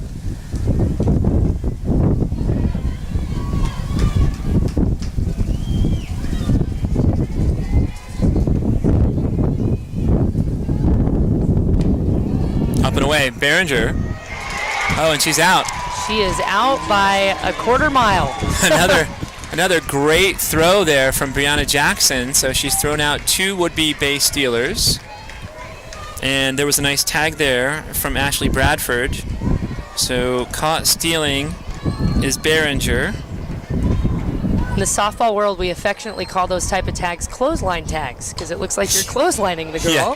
Here's the slap to third base, and by a half step, the third baseman with a nice throw, Jasmine Lopez, throwing out the speedy Taylor Lambert. So a bit of success here for Lexi Coons, and maybe Sahuaro is getting some momentum because that's the first time that she has put a 0 on the scoreboard against this offense. 4-1 after 4 innings. Absolutely. It appears she's kind of finding her stride as well, just a little bit later than Mariah here. We'll see if Sahuaro this inning will be able to put the pressure they did last inning on Cienega. Yeah, those bats picking up here for Sahuaro. So you wonder if they had maybe played a little bit cleaner in the first 2 innings. Maybe put some pressure here on Cienega. They did put some pressure on Mariah Lopez in the last inning, but she was able to get out of it. It was the great stab at second base by Miranda Carley for the double play, and then it was Kaitlin Anderson making the basket catch in left field on a sinking line drive into left. And Michael Jackson kicking in here. I like that. And planes. I could watch these airplanes. I think I could just sit up here perched and just watch these planes for hours. On a day like this, I could watch them for hours. Right, it's beautiful. There was one earlier that it looked like it was going to land right on top of the stadium. Right, and traffic off, I-10 off in the distance, or maybe that's a 202, I don't know. But Might just, be the 202. I don't mind watching traffic from a distance. I don't like being stuck in it. Right. But our bus driver did a great job getting us up here today. It was a little dicey She did. toward the end, but she maneuvered Vanessa maneuvering very nicely. The magic bus, that yellow school bus. 20 students making the trip up here, along with Kathy Guy, the campus response team member, who is moving on to California. Yes. And then Kayla Kuntz making a great job here as the color commentator on Bobcat TV. Well, thanks. It's my maiden voyage. It's a beautiful voyage. Lat Bowen, the good luck charm, the senior here, who is now, the countdown here on graduation is 5 days away from graduating.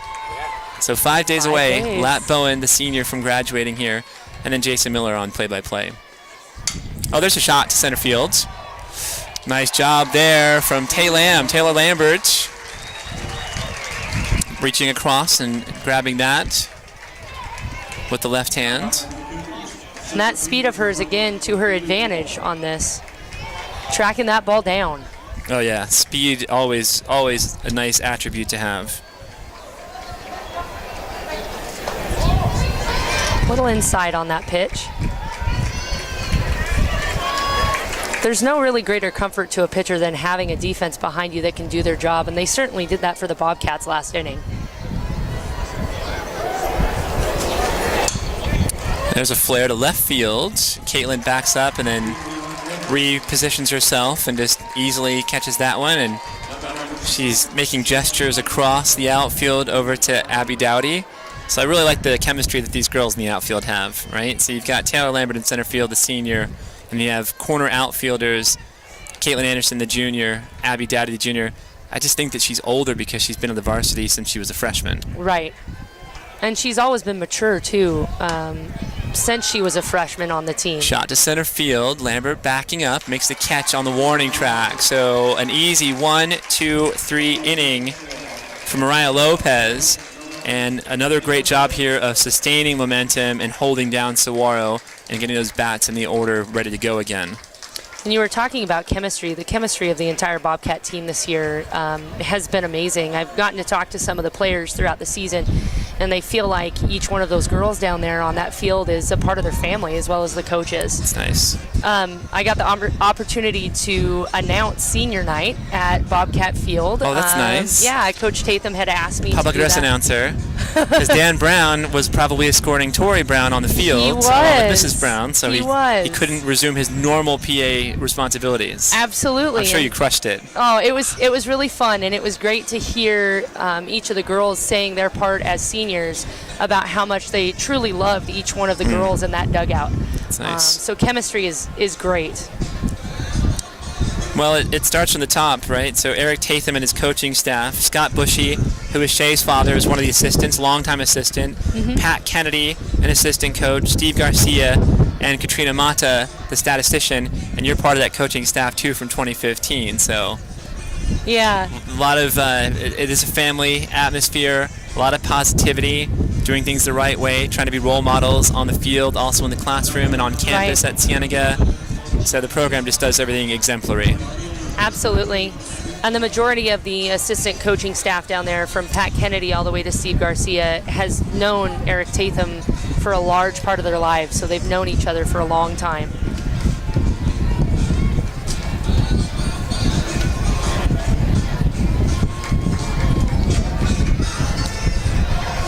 Abby Dowdy, a double in her previous at-bat. So she has a fly out to left, a double in her second at-bat. Dangerous batter, 425 batting average, 35 runs batted in, 4 homers. Another speed demon on the base paths with 23 stolen bases out of 25 attempts. So that 1-2 punch with Taylor Lambert and Abby Dowdy, and then you get Kaitlin Anderson, the power bat in the 3-hole.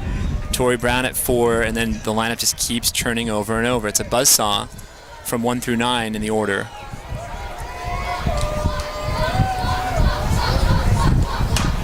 There's a shot. A shot to left center field on the warning track. Nice play by the center fielder. She gave that one a ride, though. Just missed it. Sahuaro making some great contact with the ball the last couple of innings.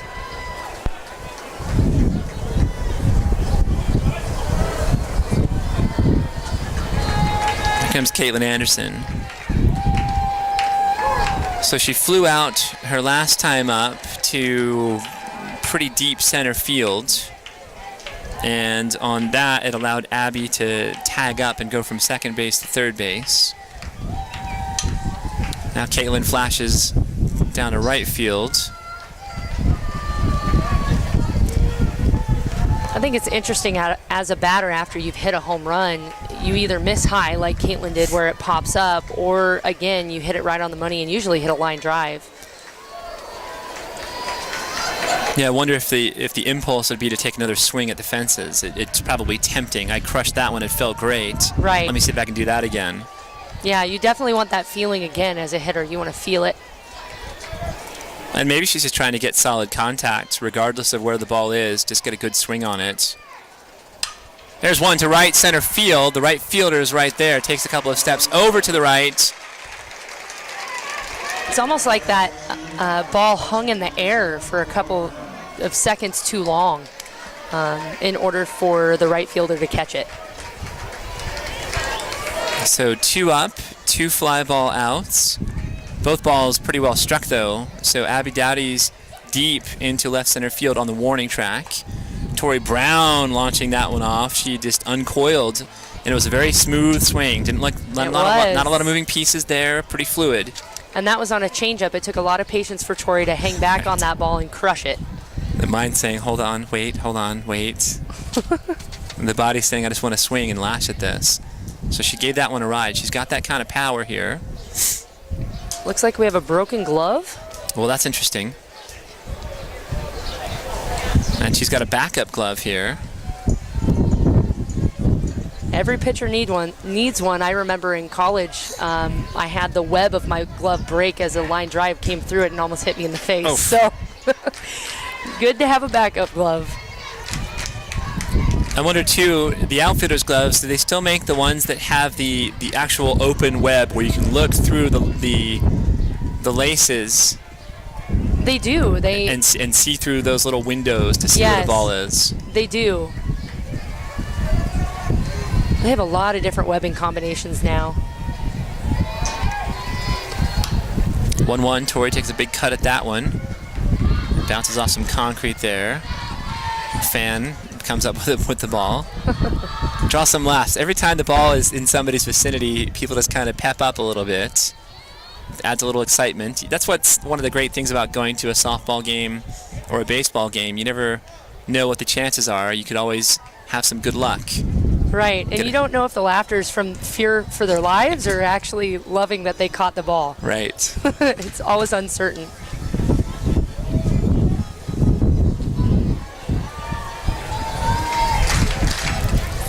So an organ playing. I don't know if we have an organist here in the house, but they're playing if you're happy and you know it, clap your hands. So the fans clapping along here. Everybody pretty happy. Tori goes down swinging, and she's disgusted at herself. The previous at bat, she struck out looking. Well, she's got 3 strikeouts here today. So swinging in the first, looking in the third, and swinging in the fifth. Not the kind of at-bats that she wants to have, but she's doing a good job there defensively at first base. Right. First base, she's doing a great job. It's got to be frustrating on this last at-bat because, again, it was an outside pitch that she swung at and missed.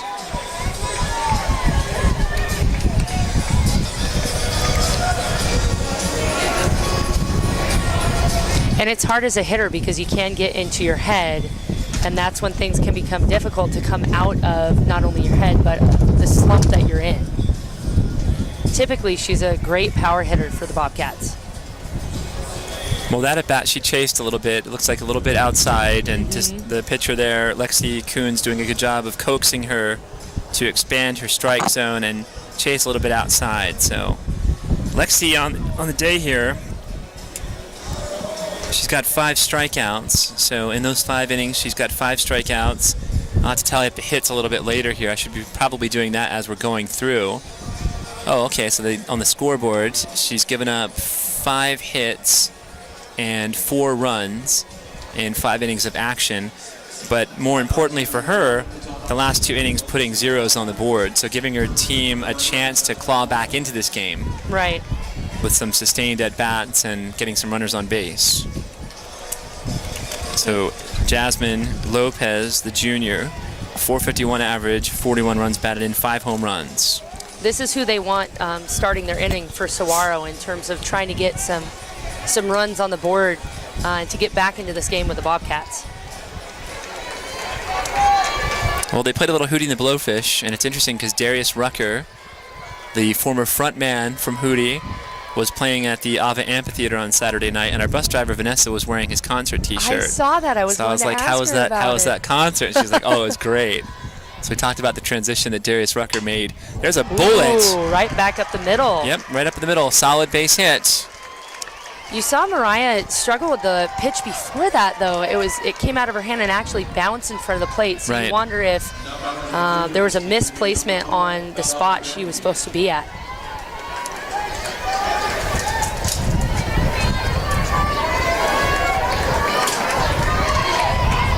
So Lopez with the single.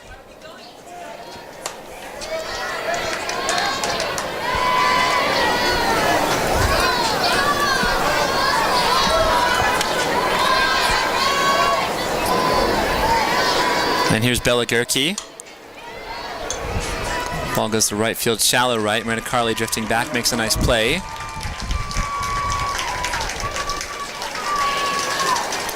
back over to second baseman number 6, Danielle Jameson. So here comes Danielle Jameson, the Cougars' second baseman. She struck out and singled in her last at-bat. Bobcats on top, 4-1. Top of the 6th inning. So it's kind of now or never here for the Cougars to make their move. A flare to shortstop. Blaze Behringer easily handles that one.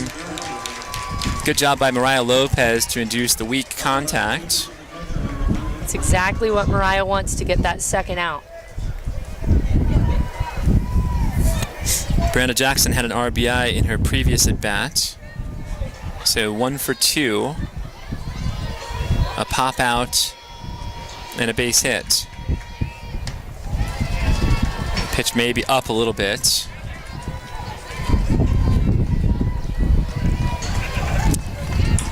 Brianna Jackson looks a little bit shorter at the plate, so maybe a little bit smaller strike zone.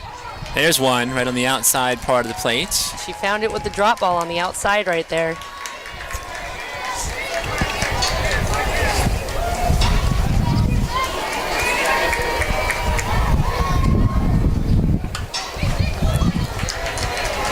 Easy play. Mariah Lopez does a great job fielding at her position.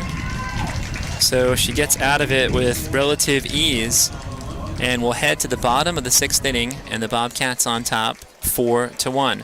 Take a quick break. You're listening and watching exclusive coverage of 5A State Championship Softball on Bobcat TV.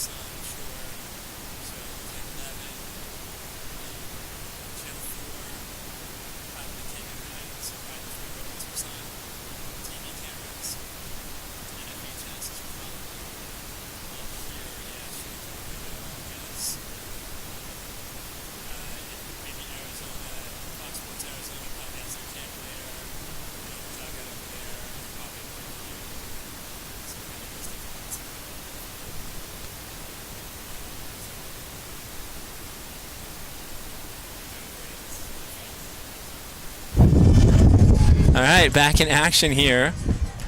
Farrington Stadium, home of Sun Devil softball. I'll just tell you, I'm wearing my University of Arizona hat on purpose here today, knowing where I'd be behind enemy lines. I almost wore my Oregon State Beaver visor today, too. Just to keep it real in the Pac-12. I like it. We were talking about it on the bus ride up here. I like that old school Beaver logo also. It's just better. I don't know why they don't use that all the time. And me too. This new woodchuck look, as my dad calls it, is just not very Beaver-like. Nope, I'm with it. A little too cartoony, and I like those throwback logos. They have some extra panache to them. Absolutely. Change up there. A little bit too low. Release a little bit too early. Wind still blowing out here from left to right. Shea Bushy at the plate. Takes a swing on that one, gets a little underneath it. Easy play for the left fielder to make. 1 down. Yeah, she swung underneath that ball. If she would have connected right in the middle of it, it would have been a line drive. Well, Miranda Carley has been sterling here. Defensively, she made a beautiful double play, and she also has a walk and an RBI double. So she's getting it done on offense and defense here for the Cats. She's got the dirty uniform here, which shows that she's hustling and sliding into bases, which is always a good indicator as well. Absolutely. I was always sad as a pitcher because I rarely had a dirty uniform. Rarely had a dirty uniform? Your mom was happy, though. She didn't Yes. have to use spray and wash or Tide. I always wonder how you get a white uniform white again after you've got dirt rubbed into it. Oh, ask my mom. Two of the worst stains. You can find them both on a softball field, grass and dirt. Yeah. And if you have a cut, blood. So it's like the trifecta. Good luck getting those out. It always made sense to me to have like navy pants or some darker color because you're always sliding. And then you can go with a white top. I guess some bleach too, some Clorox might get out those tough stains. Late on that pitch. Big swing right there. I like the aggressive approach though too. Yeah. So you have a 3-1 count, a hitter's count. You're looking for a pitch in a specific quadrant of the plate and just let your hands go. Take a swing at it. Fouls that one off. So an inside pitch there. Almost defensive with that. You saw her not swing all the way through. It was a little inside. Maybe she's trying to fight it off because she was afraid it was too close to the zone.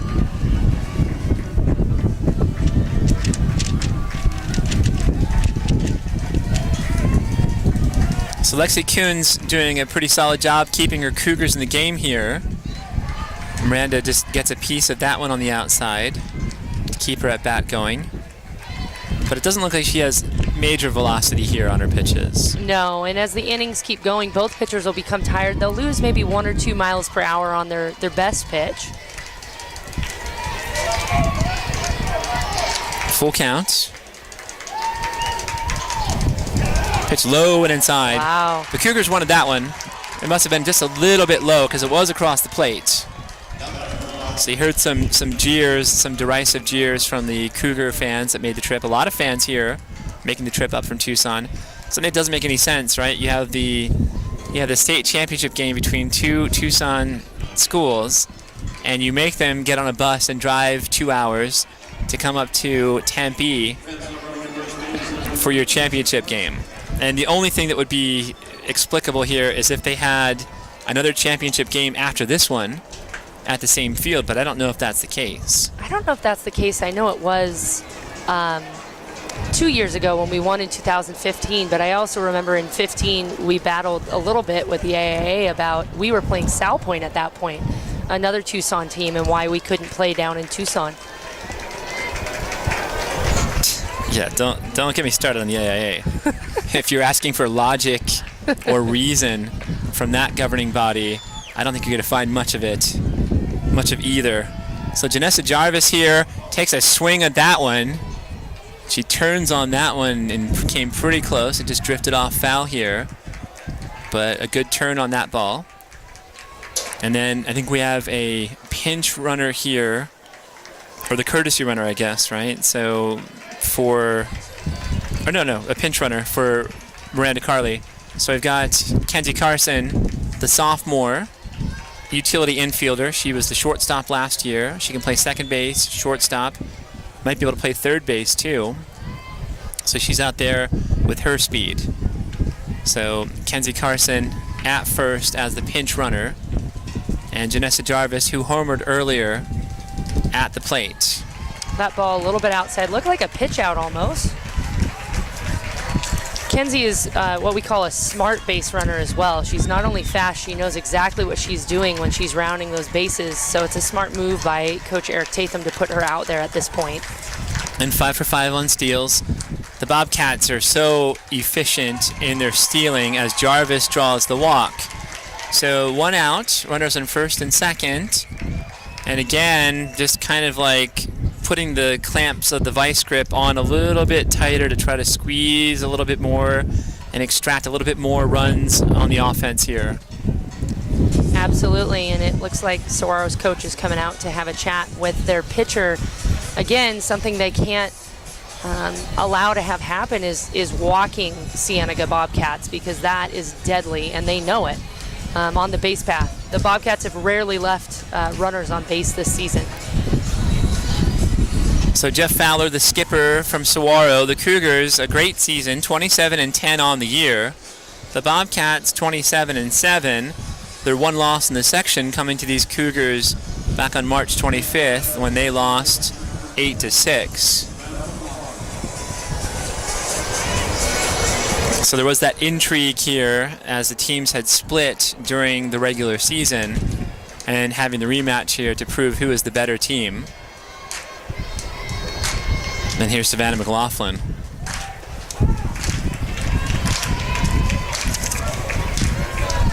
Both teams having a little bit of similar roads to the championship game as well in terms of making their way through the state championship bracket.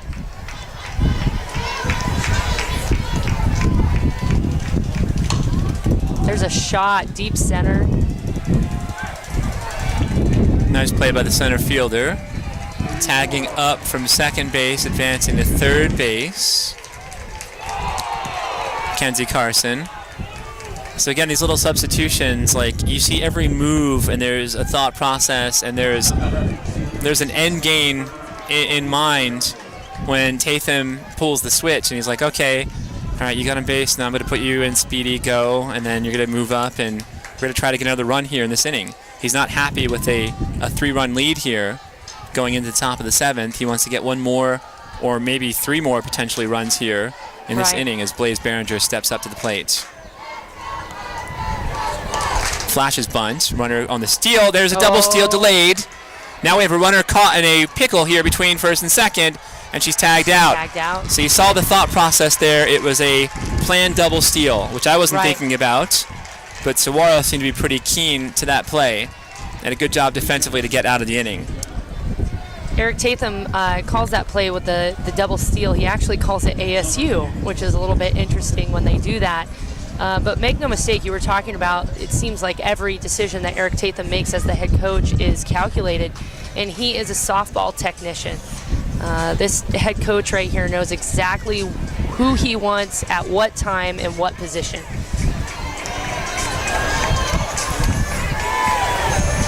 And like all good coaches, he's never quite satisfied with exactly what they have. Right. I'll ask him about today's performance when the game's over, and depending on how this half inning goes here, we might get a different set of answers. But there was an earlier game when they beat Mountain View in the playoffs at home, and he's like, yeah, we scored in like, 2 innings? He's like, maybe 3, but we want to score in every inning. So he wants to score in every inning. That's the goal. And that kind of scoring output is what they're looking for. So Mariah Lopez, the freshman, out here, the left-hander, still sharp. In her 6 innings of work, she's given up 5 hits and 1 run. And she is trying to seal the deal here for the Bobcats.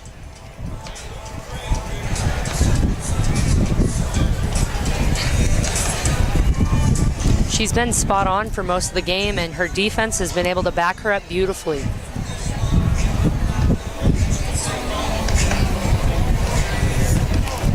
Yeah, it's been really sterling defense.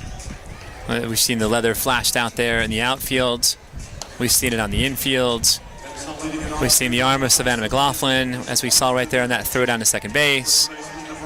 Now there's a powwow in the infield. The outfielders in the outfield are toe tapping and doing some really complex handshakes out there. Effervescent out there on the diamond are these Bobcats of Cienega, the 2017 Cats. They're trying to clamp this down and capture a state championship. Ground ball goes foul. So it's Robin Opal, the junior. Opal is that pole hitter again, so look for her to hit pull up that right side. She struck out and she hit into a double play.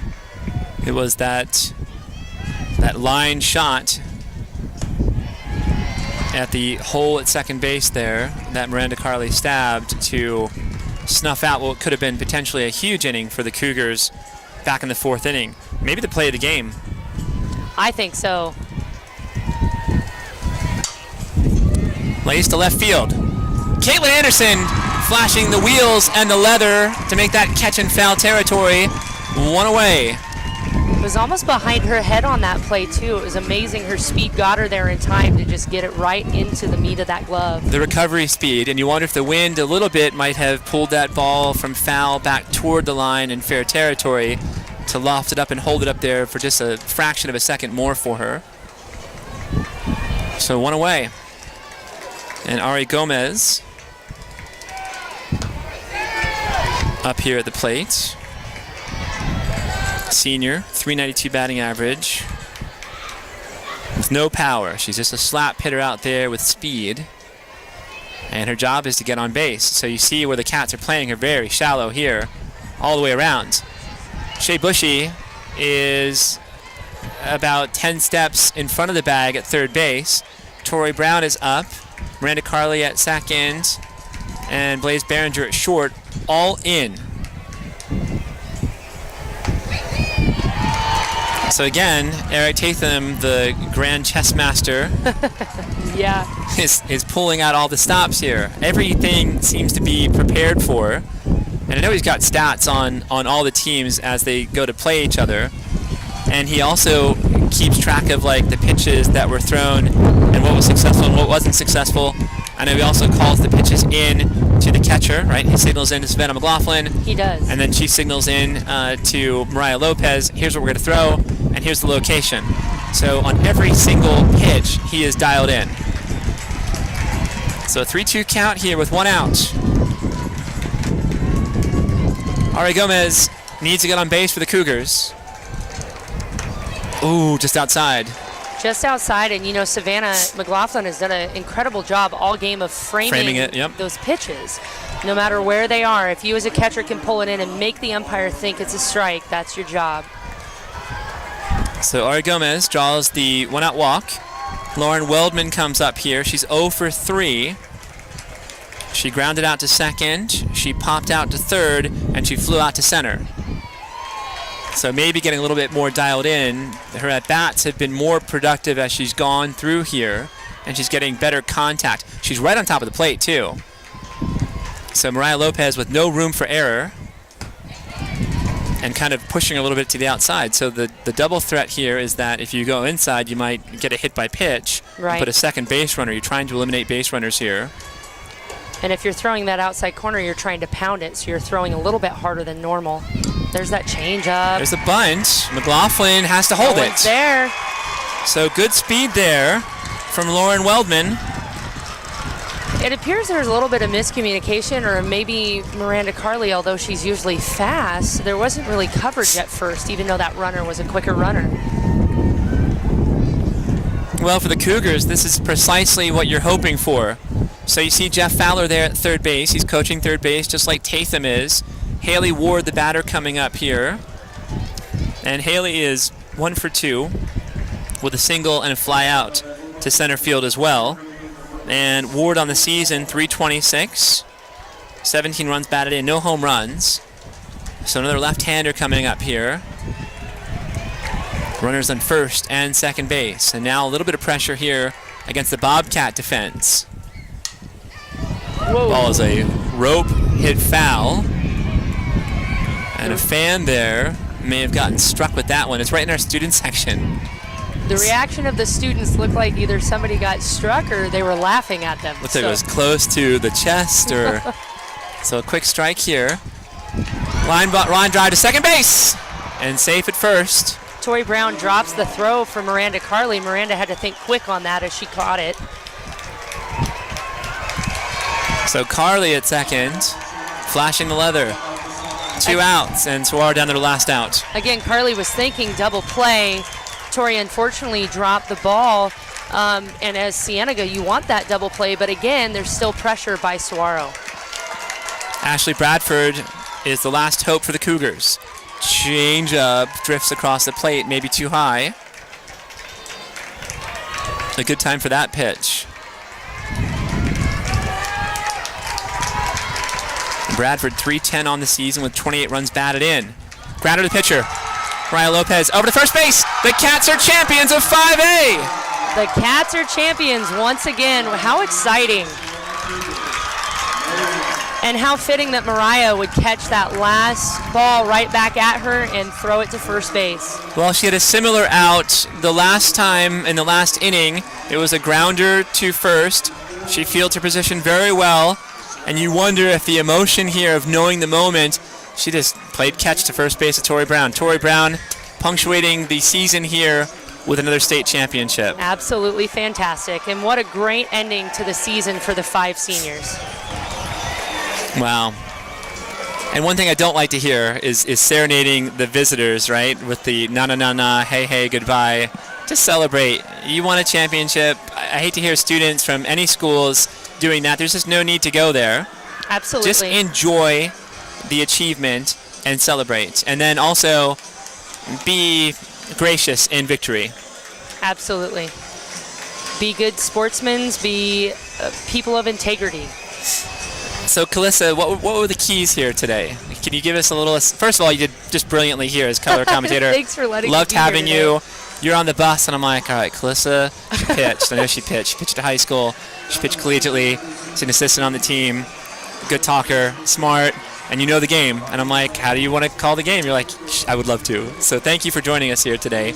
Break it down for us. What were the keys to the win here for the Cats? Well, I have to pause for a minute because what I'm watching down here as you are is that the whole team just came and hugged Pat Kennedy, who we know is trying to survive cancer. So I thought that was heart-wrenching a little bit. But in terms of keys to the game today, gosh, Mariah as a pitcher, she was spot on mostly all game.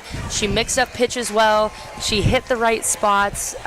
It was a fantastic game for her. She looked like she'd been playing her whole life. I think that the defense was a huge key when they were called upon. Miranda Carley really the star there, as well as the outfielders. And overall an all team effort with the hitting as well. Yeah, so you have a freshman pitcher who was just so good the whole season long here, right? And she'll be coming back next year. And then you have a number 2 pitcher that we did not see here today in Leah Dominguez. So Leah will be a junior, and then Mariah Lopez will be a sophomore. Right. Anissa Lapara, who was very effective last year as a pitcher, she'll be a senior. So you potentially have 3 really good pitchers, 2 of them at ace caliber and 1 like as a solid number 2 pitcher. And then you lose the seniors, right? So looking at the roster here, Tori Brown graduates. Megan Vigil, who did not get an at-bat here today but was a potent hitter and a pinch hitter, you lose her to graduation. And then you have Shea Bushy at third base. Janessa Jarvis, a great job at that designated player position, and also an outfielder, the 4th outfielder. Savannah McLaughlin, the sublime catcher, and Kayla Lambert, the amazing center fielder with all the skills that she brings to the table on offense and defense. So you're going to lose some players here, but it's going to be a reload situation for the Cats because they'll be right back in contention next year, and the goal again will be to win a state championship. Absolutely, and they'll be defending champs next year, which will be the difference. They'll have that confidence on their shoulders. And the seniors, yes, their roles will be missed. Their colleges are going to love them where they're going, I can give you that. But yeah, it's a reload year, and I think under the tutelage of Eric Tatham and his coaching staff, they're going to be just great. Well, I have a card here from the YMCA. And on this card, I have written all the schools that these players have committed to. So Abby Dowdy as a junior at Utah Valley State. Megan Vigil is going to go to Gateway Community College. Miranda Carley will go to Cal State Fullerton. Kaitlin Anderson is already committed to UNLV, back next year as a senior. Tori Brown to Regis in Denver. And we have Blaze Behringer going to Ole Miss, so the freshman is already committed to playing at Ole Miss. Right. Shea Bushy going to Arizona Christian. Janessa Jarvis is going to Concordia, University of Nebraska. I don't know which campus that is. And then Savannah McLaughlin, I think, is going to North Carolina something. They're the Camels. I forget the name of the school. Me too, as well. Anipara, New Mexico State University, and Taylor Lambert to Indiana. So all those players are going to be playing collegiately at some point. And when we're talking about Blaze Behringer, she's only a freshman, so she's going to have to wait 3 more years. She's got 3 more years in the program.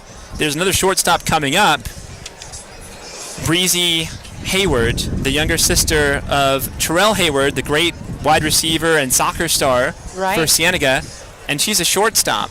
So you have 3 players, really, a luxury. The shortstop's the most athletic player on the field, and Eric Tatham has 3 of those players, and they're all underclassmen.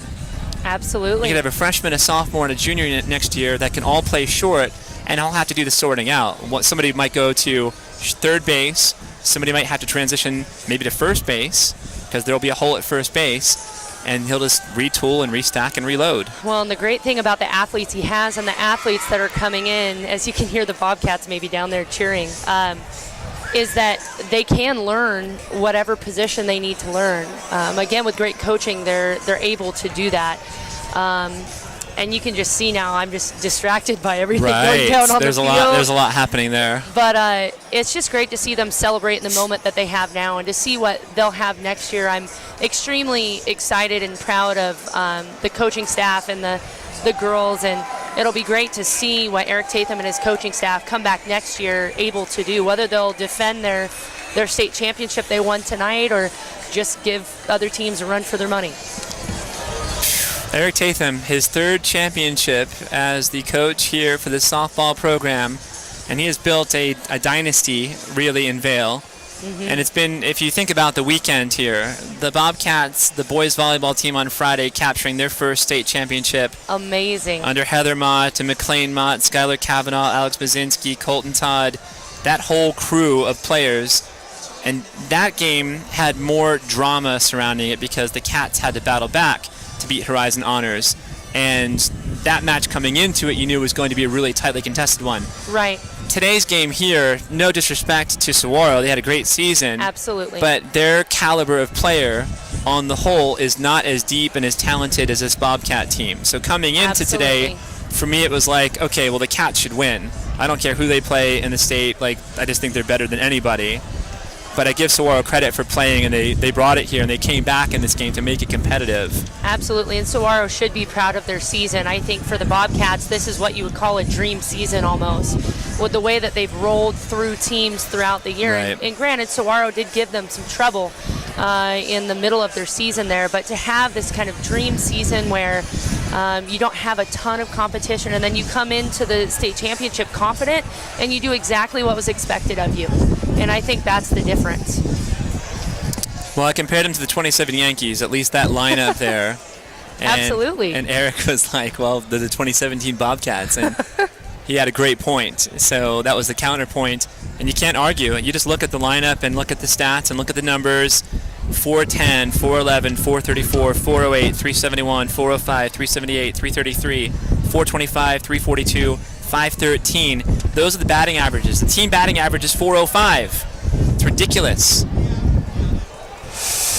All right, so why don't you, if you could take a shot here, we'll get Kalissa and I on camera. Pull a super wide out shot here, just so we can get some FaceTime for Kalissa, who was just superlative here today, doing the color commentary. Well, thanks for having me. I appreciate it. On this broadcast, so it's pretty dicey. Oh yeah, there we are. Hi guys. We can kind of crouch in here. You just did such a great job. So this is, look, for the players that are here, for the seniors, I mean, they're literally walking off into the sunset. Absolutely. They have graduation approaching in 5 days.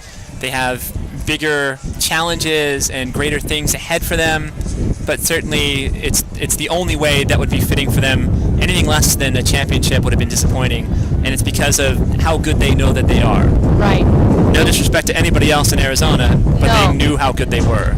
Absolutely, and it's okay to be a little prideful when you've won the state championship, I think, but what a way to just end your senior season, your senior career with the graduation five days away, as you said, and just icing on the cake. It really is. And we should get a shot of you here, the sunglasses. Absolutely, get in here. You got those aviators on here. There he is, get in there. Oh, yeah, there's the aviator. So there you are, lap Bowen on the camera. So we're going to throw this back to the crew from Bobcat TV, Caitlin Matisco and Jory Paul and Josh Kramer and Mason Smith and Amy Quintana, the whole crew with Bobcat TV for all the work that they've done over the course of the season. Of course, we have commencement and graduation coming up on Saturday, which we'll be streaming live on Bobcat TV. So go onto our channel on YouTube for the link for that ceremony if you aren't in town or you're out of town and can't make it. And then we'll also stream that and it'll be available on demand after the fact. So last thoughts from you before we sign off on this broadcast. Man, just what a great year for Cienega as a whole with winning the boys state championship for volleyball and then winning this with the girls. And what a wonderful way to just end 2017 as a school year. So thanks for having me. I appreciate it. Yeah, we're going to miss you at Cienega. So you're going to have a lot of students at CHS that are going to be missing you and your positive presence as a teacher in the classroom and all the things that you've done with your coaching and extracurriculars. So we know you're going back home to Oregon, and we wish you continued success and the best, and certainly stay in touch. Thank you, I will, and I'm definitely going to miss the Cienega Bobcat family because they certainly are family to me. So. Well, a great season for the Cats, and it was capped off here. Really, the only way that it would be effective for them with a championship. So, the final score we had here, it was 4-1. 4-1. And the Bobcats triumph here in the state championship, winning Eric Tatham's third championship with this amazing group of players that he has cultivated under his tutelage and his guidance. So for Calissa Kuntz on color, making her debut, her maiden voyage here on the HMS Bobcat. And Lat Bowen, I'm Jason Miller. We thank you for tuning in. To the seniors, congratulations, drive safely, and best of luck in all of your future endeavors. We'll miss all of you in the senior class of 2017. And we're going to sign off, so good night. All right, good night.